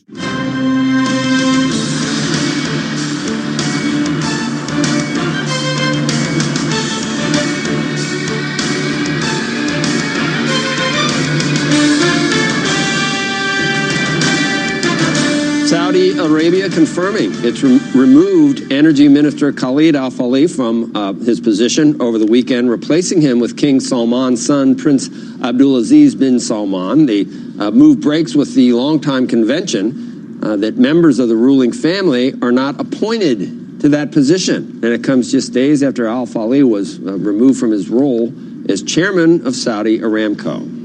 Saudi Aramco expected to give a lead role in its IPO to JPMorgan. This according to a report from CNBC's Hugh Sun that said that Morgan Stanley's bid for the top role was hurt by its handling of the Uber IPO. Now, JPMorgan, Morgan Stanley, and HSBC were previously given lead roles before Aramco halted its IPO plans last year. Both the banks and Aramco have declined to comment. Aramco preparing to sell up to a 5% stake by next year or 2021 in what would be the world's biggest IPO. The Saudis are gearing up to fast-track what's going to be considered a local listing. So it'll happen in Saudi Arabia first on the country's main exchange, and then the idea is that they would try to sell shares on an international exchange like the New York Stock Exchange or London Exchange the year after that. So a grand experiment, at least a potentially controlled experiment over the next 18 months to keep an eye on. Coming up in the meantime. It's been a long time coming, Andrew, as you know. I don't know whether it's... You think it's still going to happen? I think it will this time, but it's been a couple of years in the making. So what do you think of the idea of it happening on a Saudi exchange first? Is that going to give the rest of the world confidence or not? Because part of the reason they haven't gone public is these issues around disclosure and what investors are going to know and what they can and cannot have. My guess is they got some big banks over there lined up to take a position which will lend encouragement to the rest of the world. Right. Okay. Coming up, a lot more on Squawk this morning. A preview of Apple's big product event that's taking place tomorrow. And then later, Google and Facebook facing an antitrust probe by over 30 states' attorney general. The announcement expected later this morning. What it means for the companies is next. Pence is going to be sitting down with Joe at this year's Delivering Alpha Conference. Happens in just about a week from now. Produced by CNBC and an international investor. It happens on September 19th in New York. Register to attend now at deliveringalpha.com. Squawk Box returns right after this.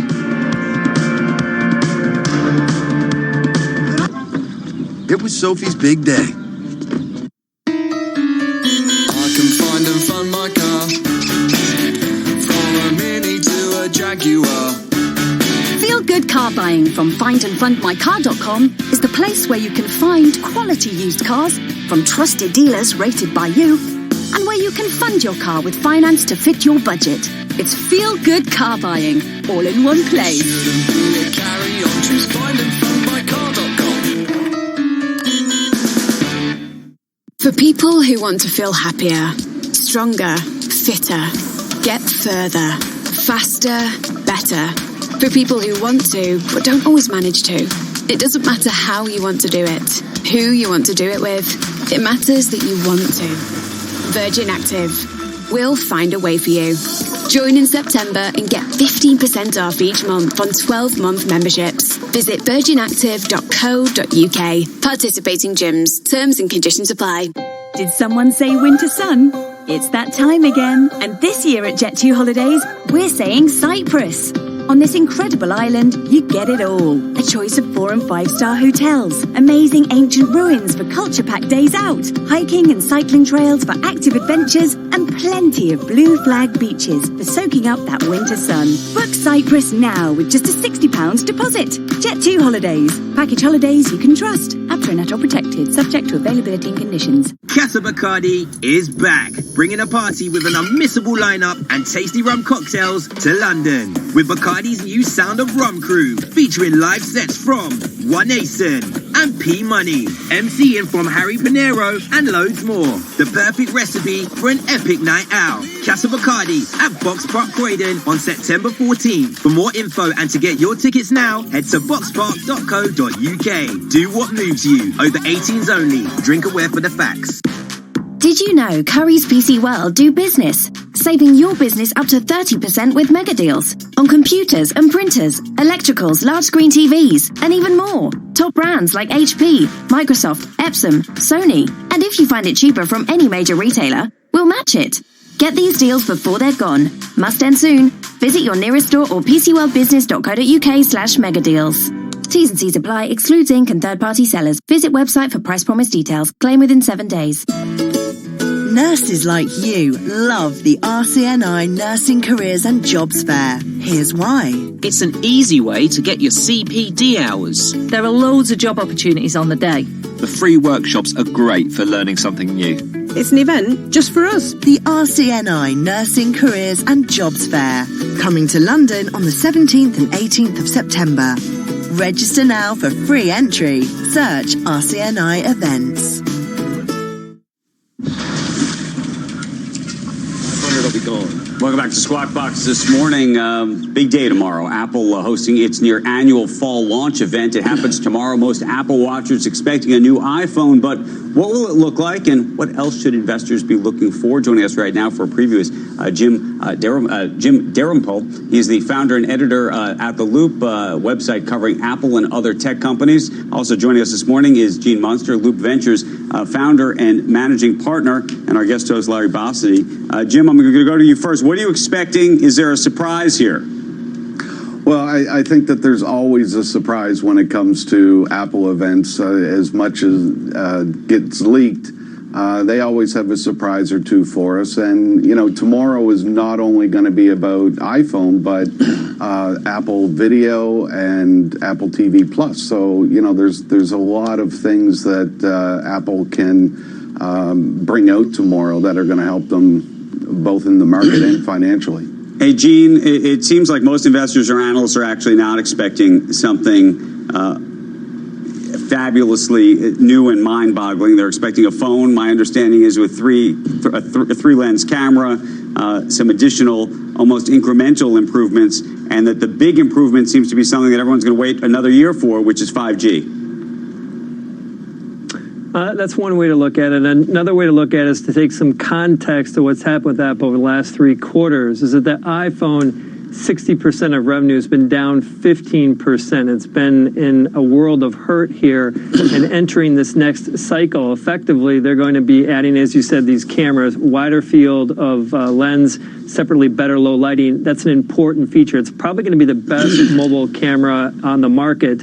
What that means when you put all of this together is, I think what we're going to see tomorrow is going to be enough substance to return the iPhone to growth over the next year, and then obviously it sets up for 5G, which will likely come out next fall. So another piece to expect tomorrow, almost every product line will have some form of an upgrade, but obviously the focus, as you said, is going to be on the iPhone, and we're going to hear a lot about taking pictures tomorrow because the cameras are going to be kind of the signature. You said everything's going to have an upgrade. What other pieces are you expecting? Well, these are small upgrades, but the iPad line, there could be a slightly lower price, faster chips. We also expect a new MacBook, a 16-inch MacBook. The current largest screen is 15-inch. New HomePod, new services. Some of the things that we may not see are new AirPods. And then the other piece I would add, you asked Jim kind of what the surprise could be is these Apple tags. Unfortunately, I do lose a lot of things. I use these tiles. They help me find things. Apple could be entering that market as well. How do you guys see Apple now? I mean, this dynasty, there's better competition along all their product offerings. It seems to me that they have to do more quantum stuff if they're going to maintain the significant advantage they've had for the last number of years. What are your thoughts on that subject? I still think Apple is ahead of its competition in the markets that it competes in, and it's coming up on services now, which I think will benefit them financially in the coming quarters and years, both with Apple Arcade, Apple TV Plus, even Apple Card. All of this is adding to the services revenue that the company is looking to improve on. Hey, Jim. I would just add to that. I would just add, I think this story, even though it is scrupulously studied, is grossly misunderstood. I think as analysts a lot of talk about this multiple range, I think they miss kind of the core and have just taken a step back. What we're going to see tomorrow is all these new upgraded products, but these products that fit better together. I'm in the belief that this story should trade more at like a Procter & Gamble type of 24 multiple. That would yield a dramatically higher, call it $350 share price. I think this is a large opportunity that is staring everyone, but just too good to be true. Hey, Gene, one other final quick question. We're talking about these AGs going after Google today. There was a story over the weekend, or maybe it was just published today in the Times, relating to apps on the App Store. This goes back to the larger sort of antitrust marketplace issue in terms of Apple putting its apps at a higher in the search algorithm than the others. Do you think there's going to be a real impact, regulatory-wise, on Apple? I really don't. I think Jim saying no. I think just really quick. No, I think very little to no impact. Very little, no impact. We will leave it there on that note then. Gene, I don't want you to feel inadequate about your facial hair versus. I understand a 15-inch screen. I don't think I've ever seen a 15-inch beard, Jim. I just got to ask you. I mean, are you careful around machinery and stuff? You don't use a blender, do you? I'm careful around everything. You gotta be. I mean, I'm worried for you. That is how long. I mean, can you imagine with a blender making margaritas? How long have you been growing that baby? I shaved this morning. You are a manly man, Jim. You are a man. Gene, do not compare yourself to him. Just don't. No problem. It says nothing about you that's the best you could do. Aspirations. It says nothing about and loop and loop I just want your blender impression played on a loop. But can you on a loop? Then they're both from loop. Andrew, come on. I'm with you. I tried to grow a beard like that. That's not going to happen for Never. But seriously, I would be scared around, like, shut a car door, whatever. Anyway, thank you, Jim. Thank you. It's a blender. Thank you. Larry's going to be sticking around for the rest of the program. Let me see if I got that right. Weirdo. To make some margaritas. It's like he died. He was killed making a margarita. All right, let's get serious. Right. All right. When we come back, what to watch at the opening bell on Wall Street, and later we are expecting more than 24 states to announce a coordinated antitrust investigation into Google this afternoon. We've got a preview of the allegations and what it could mean for your investments. That's straight ahead. Right now, though, as we head to a break, let's take a look at the U.S. equity futures. Upside bias once again. Dow futures indicated up by about 63 points. S&P futures up by 9. The Nasdaq up by 17.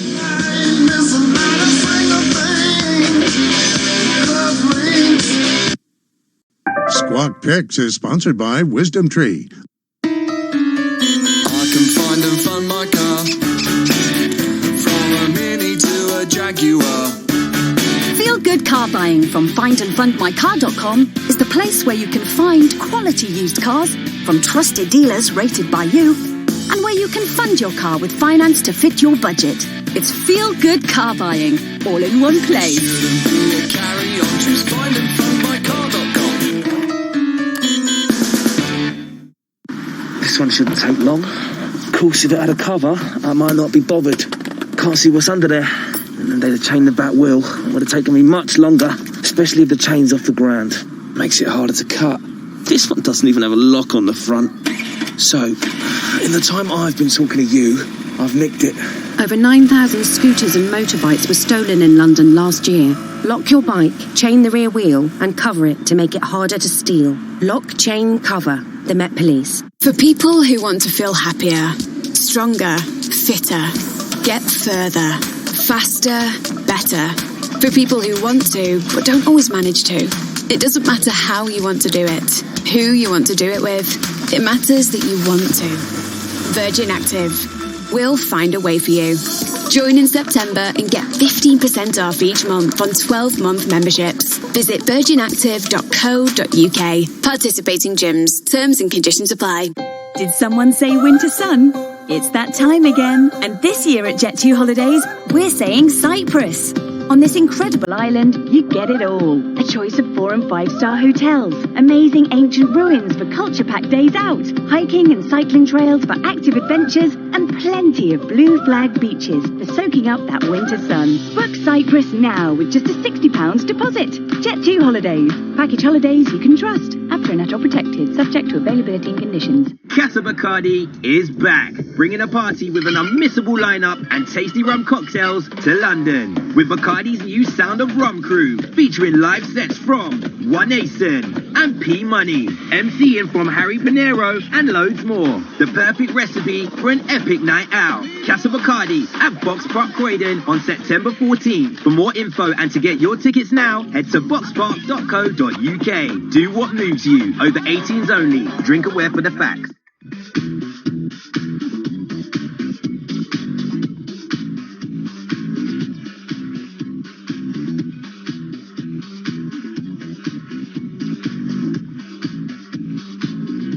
Still to come on Squawk Box this morning, a look at what will move markets. Plus, the Fed in focus as we get ready for inflation data coming later this week.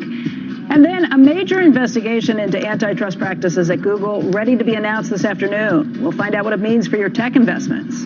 And at the top of the hour, the China trade war and the Trump economy. House Minority Leader Kevin McCarthy is our guest. Squawk Box will be back after a quick break.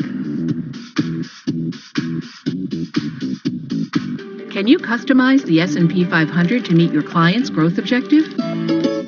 Nurses like you love the RCNI Nursing Careers and Jobs Fair. Here's why. It's an easy way to get your CPD hours. There are loads of job opportunities on the day. The free workshops are great for learning something new. It's an event just for us. The RCNI Nursing Careers and Jobs Fair. Coming to London on the 17th and 18th of September. Register now for free entry. Search RCNI events. Strength and things. Strength and things. Strength and things. Strength and things. Strength and things and strings and things. Strings and things.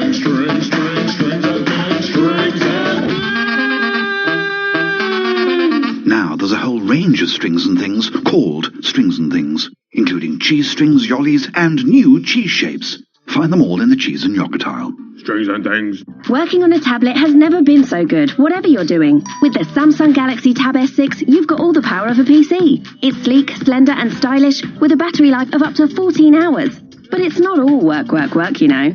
Get creative with the advanced S Pen, or enjoy better gaming and movies. With its epic 10.5-inch screen and quad AKG speakers. We'll also give you an extra £50 off the Tab S6 when you trade in your old tablet or laptop. At Curry's PC World. T's and C's apply. Millions of people are missing out by having a current account that doesn't pay them any interest on their hard-earned money. TSB offers interest to all their Plus account customers for no monthly fee. Plus, you can stop your friends and family missing out by recommending the Plus account to them. And when they switch, you'll both earn £75. Search online or visit your local branch. Terms and conditions apply. Feeling peckish? Introducing the Snack Geolocator Slingshot. Simply pull on your horn, open your window, and wait for the yummy goodness to find your exact location. Oh dear, the Snack Geolocator Slingshot will never happen. But with a new BP Me Rewards card, getting more of the snacks you love more often will. Search BP Me Rewards to find out more. BP, every day, brighter. Do you remember? Here at Tesco, we're still celebrating 100 years of great value, with even more great prices that take you back. Like a 24-pack of Pepsi Max, from £8 to just £5. All this week at Tesco. Selected stores subject to availability. Offer ends 17th of September. Welcome back to Squawk Box. What should investors take away from Friday's disappointing jobs report, or was it really disappointing? That's the question this morning. And Steve Leisman's done nothing but think about that jobs report all weekend. I'm so sorry. Really? No, not really. I just wrote that just for fun. Played a gig on Sunday. Thank you to all the people who came out. Wall Street economists noticing two separate key data points in the August jobs report, but from what we can tell, not a lot of people have put them together. So let's do that. Key point number one. Job growth slowed, and it's been slowing steadily all year. Average job growth, just 158,000 per month. Last year was 223,000. August is a month that is often revised upward, but the trend is pretty unmistakable. But key point number two, wages have been steadily rising. So let's annualize the past 3 months of strong wage gains. They're rising at a very healthy 4.2%, fastest pace since 2008. At the same time, jobs have slowed to just 129,000 per month on the annual 3-month average basis. It would be slower if you took out the census hiring. This is more or less what you would expect in a tight labor market. Job growth would slow because workers are harder to find. Wages would rise because labor supply becomes more scarce. It's something the Fed has got to be watching to see if strong wage gains show up in inflation data, which we get pretty soon. For now, it should propel consumers to keep spending. And low inflation should keep the Fed on track to cut.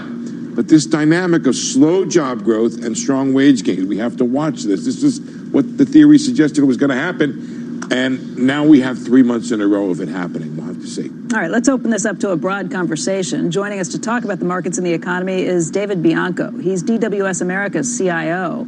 Our own Mike Santoli, senior markets commentator, and of course our guest host today, Larry Bossidy, who's former Honeywell CEO and a CNBC contributor.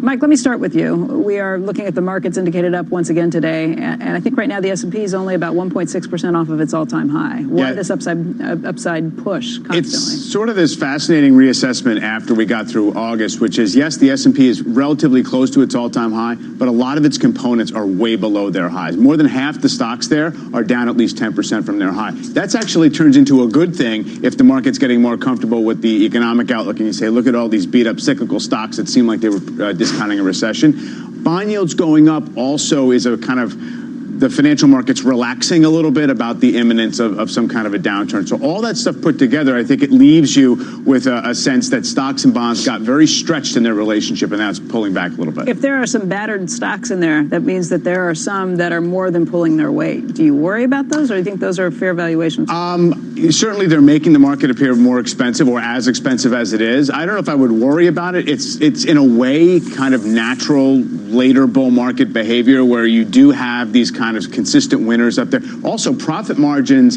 among smaller and mid-sized companies are much more vulnerable and they're not holding up as well. So I do think everyone's kind of hiding in where there's resilience. David, that's almost counterintuitive, just because if the small guys are getting beat up, you would think it's really the multinationals that have more to risk right now because the market trades on these headline news out of trade talks with China every day. The smaller cap companies tend to be the more vulnerable businesses, more dependent on ingredients to their manufacturing, so supply chain disruptions. Mike's right that there's been some interesting things under the surface of the equity market where defensives have gained a lot of made strong gains during the summer. Growth stocks continue to outperform, but the market's only 1.5% off its highs. I think very complacent given the risks. I think the earnings estimates for third quarter and fourth quarter are frankly unrealistic. They will be cut. And my view is that the S&P, I'm not going to go so far as to say I'm bearish. I'm in a very corrective mood. I believe the S&P is likely to fall 10% or more in the coming months. That doesn't sound very bullish. Corrective. Corrective, that's the way we put on it. Larry, go ahead. What is the consequence of this? Do you see a recession, therefore, coming in 2020? Or do we muddle through the election and worry about 2021? 6 months ago, I would have said the chances of a correction are only about 15%, not any greater than usual. I've made the case that this expansion should be 10 to 15 years long. But right now, I think the chance of a recession in 2020 is more like 25, 30%. I'm of the view, and those odds reflect my view, that all of these tariffs get phased in and are likely to be with us almost all of 2020. Larry, does that sound like it fits into your assessment of things or not? I don't think we'll have tariffs all through 2020. I'd like to think that they wouldn't anyway. It may be that's the case. I think the Republicans will do everything to conclude this trade thing before the election. Now, whether it takes two to do a deal and whether they in fact can accomplish that, I don't know. But I think there'll be a major effort, and in my mind, it'll happen. I mean, the interesting thing is that when the market starts to get nervous about a rising probability of recession, as has happened recently, and you see bond yields go down so much, it looks a lot like whether you're actually going into a recession or if it's another scare. So a lot of this stuff, if you go back to the last time you saw yields this low, valuations in this area in terms of stocks versus bonds, it's 2016. Mm-hmm. It's not back to the last time you were entering into a recession. So the best buying opportunities of this bull market came at times that looked a lot like this, but at some point there's going to be a time that looks like this that ends up in a recession. So I do think that we're not I don't see an escape from this debate or from this kind of cycle of worrying about it until you get something decisive. Market loves when trades set aside, and I think when you have a date for a meeting, it means it's not every single day, pins and needles, in terms of trade headlines. Gentlemen, thank you. We've got some breaking news, but thank you all for being here. Okay. Let's bring you that breaking news right now. Elliott Management, the activist fund, that's how we describe them oftentimes, sending a letter to AT&T's board of directors after taking a stake in the company, arguing that they have a 4-point plan, effectively, for AT&T, which it recommends to increasing what they're called their strategic focus, improving operational efficiency, formal capital allocation framework. They're also talking about enhanced leadership and oversight. You're looking at that stock now at $37.90, about 4.5% up on the news that Elliott's taking a stake. I like the assets, right? What that means, remains $3.2 billion of the common stock, but it's a $264 billion company. This is a company, as we've talked about, ever since the transaction with Time Warner. Originally, they took on a net level. I think at the peak it was $180 billion in debt. They are on a plan this year. They have about $26 billion in free cash flow. At least that's their expectation. $14 billion of that would go towards dividends, leaving $12 billion for paying down debt. They're also planning to dispose of between $6 to $8 billion in non-core businesses, which they'd monetize and pay down debt. So what does management say when they see this? You can imagine Randall Stevens. Does he go, yes, 38, or does he go? You can look at this two different ways. You can look at this in one way and say that this is I think it's a vote of confidence in the asset mix. Maybe in the underlying assets, but at the same time, most of the time that Elliott has gotten involved with things, they have gotten involved in things, and that has not always been a great situation for those at the top of those firms. So we will see where this all goes. I think AT&T's made a major effort to diversify. Right. And the question is, how successful will that diversification be? And obviously, Elliott has an interest in it. Right. Yeah. Larry, I mean, there was a time when seeing an activist investor take on a big company like that was not very common. Obviously, over the last few years, it's gotten much more common. How effective is it when they take on big companies like a $264 billion? You know, I think it goes both ways. You can certainly point to situations where they've made a contribution, and you can point to others where it's been a negative involvement. So who knows? Mm-hmm. But in this case, I think AT&T is strong. But as I said, they're trying to diversify, and the question is whether they'll be successful or not, and Elliott wants to have a hand in that, I take it. I mean, that's a pretty good-looking chart there, Larry. Yeah, it is. And it's a new high. Yep. All right. Thank you. Coming up, state attorneys general expected to target Google in an antitrust probe today. We will discuss the latest inquiries into the company's practices after the break. And then at the top of the hour, House Minority Leader Kevin McCarthy is our guest. Talk about what's ahead for Congress, a possible trade deal, and much more. Squawk Box will be right back. Phone home.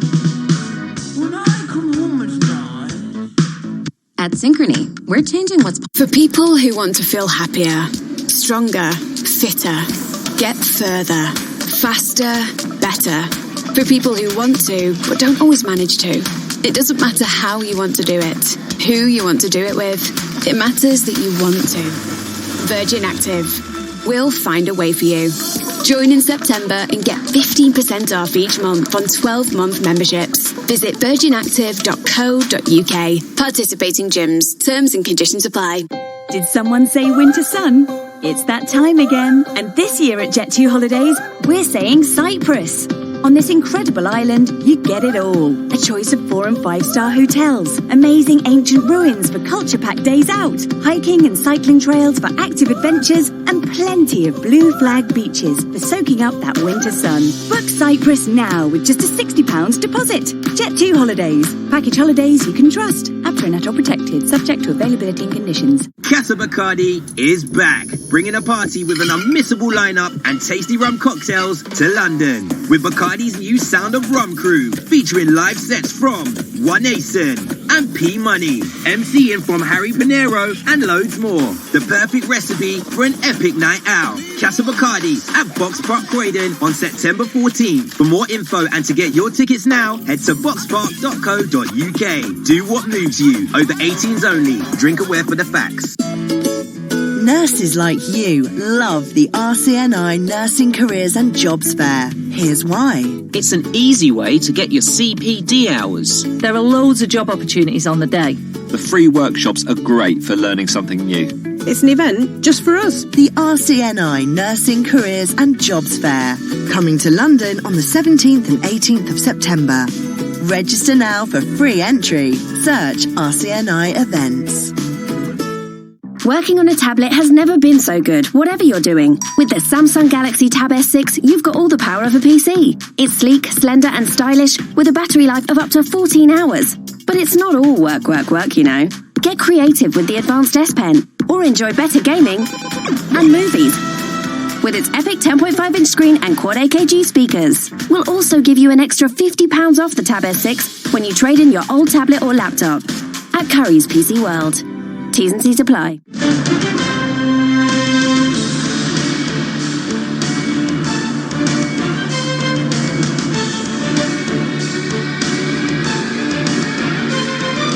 Welcome back to Squawk Box this morning. More than 30 states' attorney general are expected to announce an antitrust investigation into Google later today. Joining us now with what to expect is Michael Furtick. He's the founding and managing partner at Heroic Ventures. Also, Chris Kelly, Facebook's former chief privacy officer and first general counsel. Our guest host this morning is Larry Bossidy. Michael, it's always great to see you. You kept the beard, but not like the beard that we saw earlier. I don't know if you saw that beard. It's a different. It was a different beard. This is about 3 days of facial hair growth. But what do you expect these states' attorney generals to do, and how do you see it playing itself out? Well, it's a very serious moment. It's a very serious moment. Attorney General Paxton of Texas is very serious. He's a Tea Party Republican. This is not an attack from the left. And there are attorneys general from the left and from the right who seem to be very interested in what Google is doing and in going further, perhaps, than the U.S. federal government. The Justice Department has been going in its probe, perhaps as far as Europe has been going in its very strident activities against Google in the antitrust type activity that they've been investigating for a while. I think this is a time for Google to be worried. Look, so the main thing for sort of Mr. and Mrs. America out there to know about antitrust is that the law in this area is governed by 3 statutes, basically, one from 1890 and the others from, I think, 1914. So they're quite old, over 100 years old. And, of course, case law that has followed since then. But the tests that the U.S. courts have generally applied until very recently, this is the key switch in time that may make the difference for Google, the tests have generally been asking the question, is such and such arrangement, alleged monopoly, good or bad for consumers? Typically, is it good or bad for the prices that consumers have to pay? And in the last few years, some very serious people, including academics, but also including the regulators, have been talking about antitrust in a different language, much more stridently, much more strongly on the topic of whether behavior by a very powerful, very large company can be anti-competitive just by nature, perhaps by contract, but by nature, and therefore suppress innovation and suppress the growth of small companies that they either kill or buy. And in this digital age, when you don't need capital expenditure, you don't need rails in the railroad, you don't need physical brick and mortar businesses, you just need a global reach with one computer, one server. The large companies have a quicker reach and a faster reach. So this different analysis may actually be carry a big price tag for companies like Google. Chris, what do you think that price tag is? It's not clear exactly what it would be from a price tag perspective, but I agree there's been this shift in the discussion, focusing primarily on just bigness and ability to have quickness to market. We're in the early days, though, of a world that looks like that, and obviously there are a variety of industries and media and other places that are being disrupted in a really major way. It doesn't necessarily mean that you can kind of take a Sharpie to antitrust law and write that in automatically. It's a hard row to hoe, and so I think that there's going to be some real challenges for state AGs and for federal enforcers here. Larry, what do you think is going to happen here? To some extent, I don't know. So there's precedent, and for better or worse, in our American legal system, the prosecutors are very good at using kind of a sliver of precedent to expand a new category into a new category of prosecutorial law. We can say that's a bad thing, and in some cases, I would urge us to consider it a bad thing, but in some cases, it's also how law, quote unquote, innovates. And there is a tradition, there is a set of precedential law that's very deep, very robust in the American antitrust legal space, in which the big company basically forces the small company to sell itself to the big company. And that pretty much bang on describes a lot of the perceived behavior here in Silicon Valley of some of these large companies. They basically copy you and then beat you into submission, or threaten they're going to copy you, then beat you into submission. And so I actually don't think it's as sort of a broad a jump. It's quite adjacent. So look, Google's deft. They're very smart. They're very technically able. They're also very politically able. So is Facebook. And they've set up big lobbying shops in D.C. to, in some cases, I think, obfuscate the truth. Some cases to rally for their interests, of course. That's how they'd say it. But the state AGs are not in D.C., and they are many. There are 50 of them. And so I think this is part of the laboratory of experiments we have in this federalist system that we have, which is so clever and so ingenious the Founding Fathers gave us, that you can, in fact, not be in trouble in D.C., but possibly be in trouble down in Texas. And I can't tell you which is worse sometimes. What were you going to say, Larry? I was just going to say that I think this is serious, but it's somewhat the rite of passage. You saw it in the day with IBM. You saw it in the day with Microsoft. They basically ignore these things for X number of years and then decide to descend. Hopefully they have a target in terms of what they're looking for in terms of the breach of the code. But I think they'll come through this fine. There might be, in fact, some request to spin something or other off, but by and large, I think they'll come out of this fine. And I think that's right. I think it'll probably end up with a request to spin something off. And you could actually see shareholder accretive value by sort of releasing value and unlocking value in that way, and so forth and so on. But yeah, my guess is this is just a guess, but my guess is that prognostication is right. The outcome is some fining, but probably a request to spin something off. I think that sounds just about right. Do either of you look Go ahead, Chris.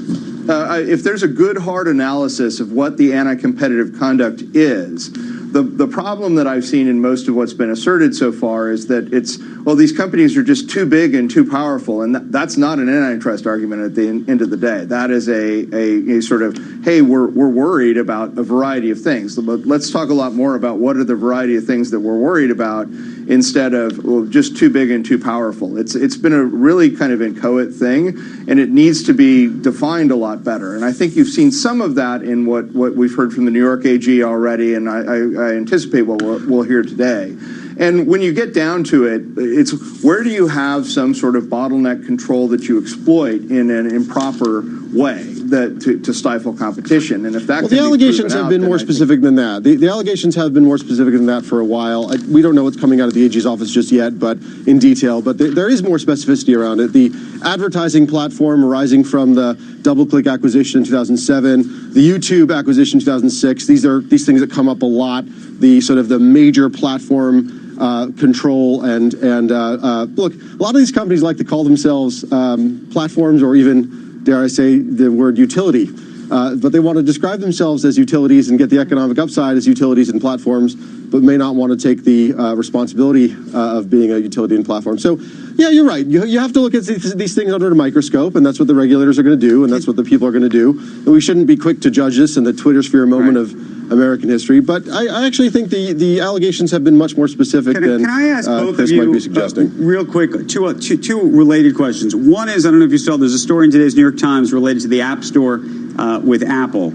And it really shows that over the past several years, Apple apps have dominated the search results. If you put in TV or music or something like that into the search, you get Apple, and oftentimes multiple Apple apps. Before Spotify would show up, a dozen apps down the list. Do you think that Apple is next? Do you think that your former firm Facebook is next? I mean, I think that there are a lot of people looking at a lot of different pieces of conduct in this space, and I think that's for the most part a healthy thing. But we have to do it within the lens of how do consumers benefit from some of this too. The classic statement about antitrust law is that it protects competition, not competitors. And so when these companies are competing with each other, and when they're also competing with global dominant firms that operate in a number of different jurisdictions, from China especially, you have to look at it in an overall context in that way. That you can't just say, well, this company, like it's too big. I don't understand how much power it has. And that's not what they're saying. I'm sorry, Chris. That's not what they're saying. They're not saying it's too big. I know that's what it sounds like sometimes. They're not saying it. They're not just saying it's too big. They're being much more specific about that. Adding to the list, by the way, you might examine Amazon. I'm sure you've had the experience when you search on Amazon for a product. You might see that Amazon's own sort of off-brand competitive product is one of the things that they have as Amazon's choice or as Amazon preferred listed. I want to thank you both. All these things are playing similar. us out with the music, but we appreciate both of you getting up early on the West Coast this morning to help us through this conversation. And good morning, guys. You bet. Thank you. Okay, thanks. Have a great day. You too. Very quickly, take a look at shares of AT&T. That stock is up by about 7% last time I was just looking. Yeah, 7.5% now. We're going to talk an awful lot about this. Elliott Management saying that it owns $3.2 billion in AT&T shares. It's got a 4-point plan that it says for value creation opportunity. For them to sell a lot of assets. We're going to talk all about this coming up at the top of the hour. Also, House Minority Leader Kevin McCarthy will join us right after this break to talk China trade tensions and what's on deck for Congress.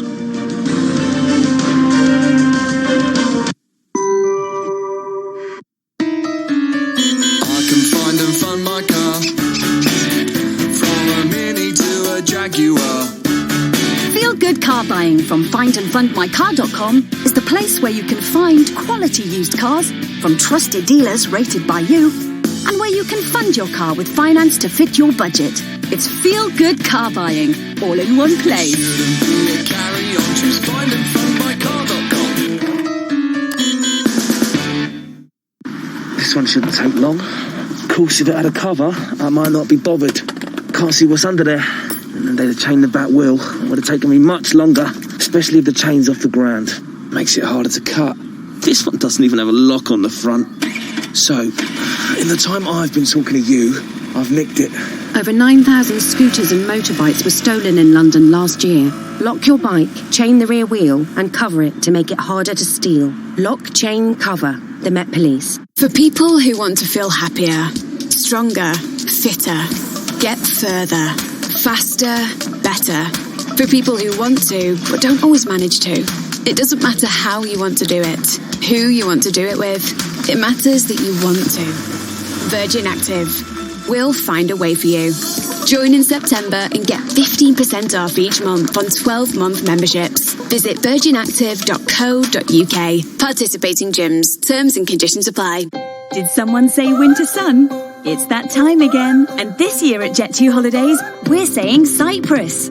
On this incredible island, you get it all. A choice of 4- and 5-star hotels, amazing ancient ruins for culture-packed days out, hiking and cycling trails for active adventures, and plenty of blue flag beaches for soaking up that winter sun. Book Cyprus now with just a £60 deposit. Jet2 Holidays. Package holidays you can trust. APRA and ATOL protected, subject to availability and conditions. Casa Bacardi is back, bringing a party with an unmissable lineup and tasty rum cocktails to London. With Bacardi's new Sound of Rum crew, featuring live sets from One Asen and P Money, MCing from Harry Pinero, and loads more. The perfect recipe for an epic night out. Casa Bacardi at Box Park Croydon on September 14th. For more info and to get your tickets now, head to boxpark.co.uk. Do what moves you. Over 18s only. Drink aware for the facts.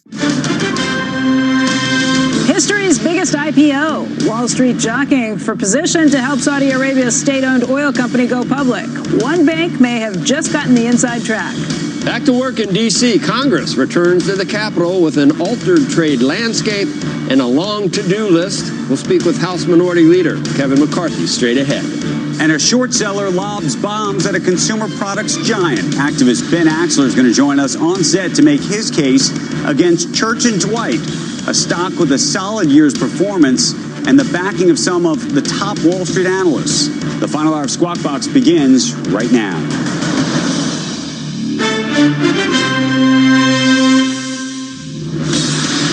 Live from the most powerful city in the world, New York, this is Squawk Box.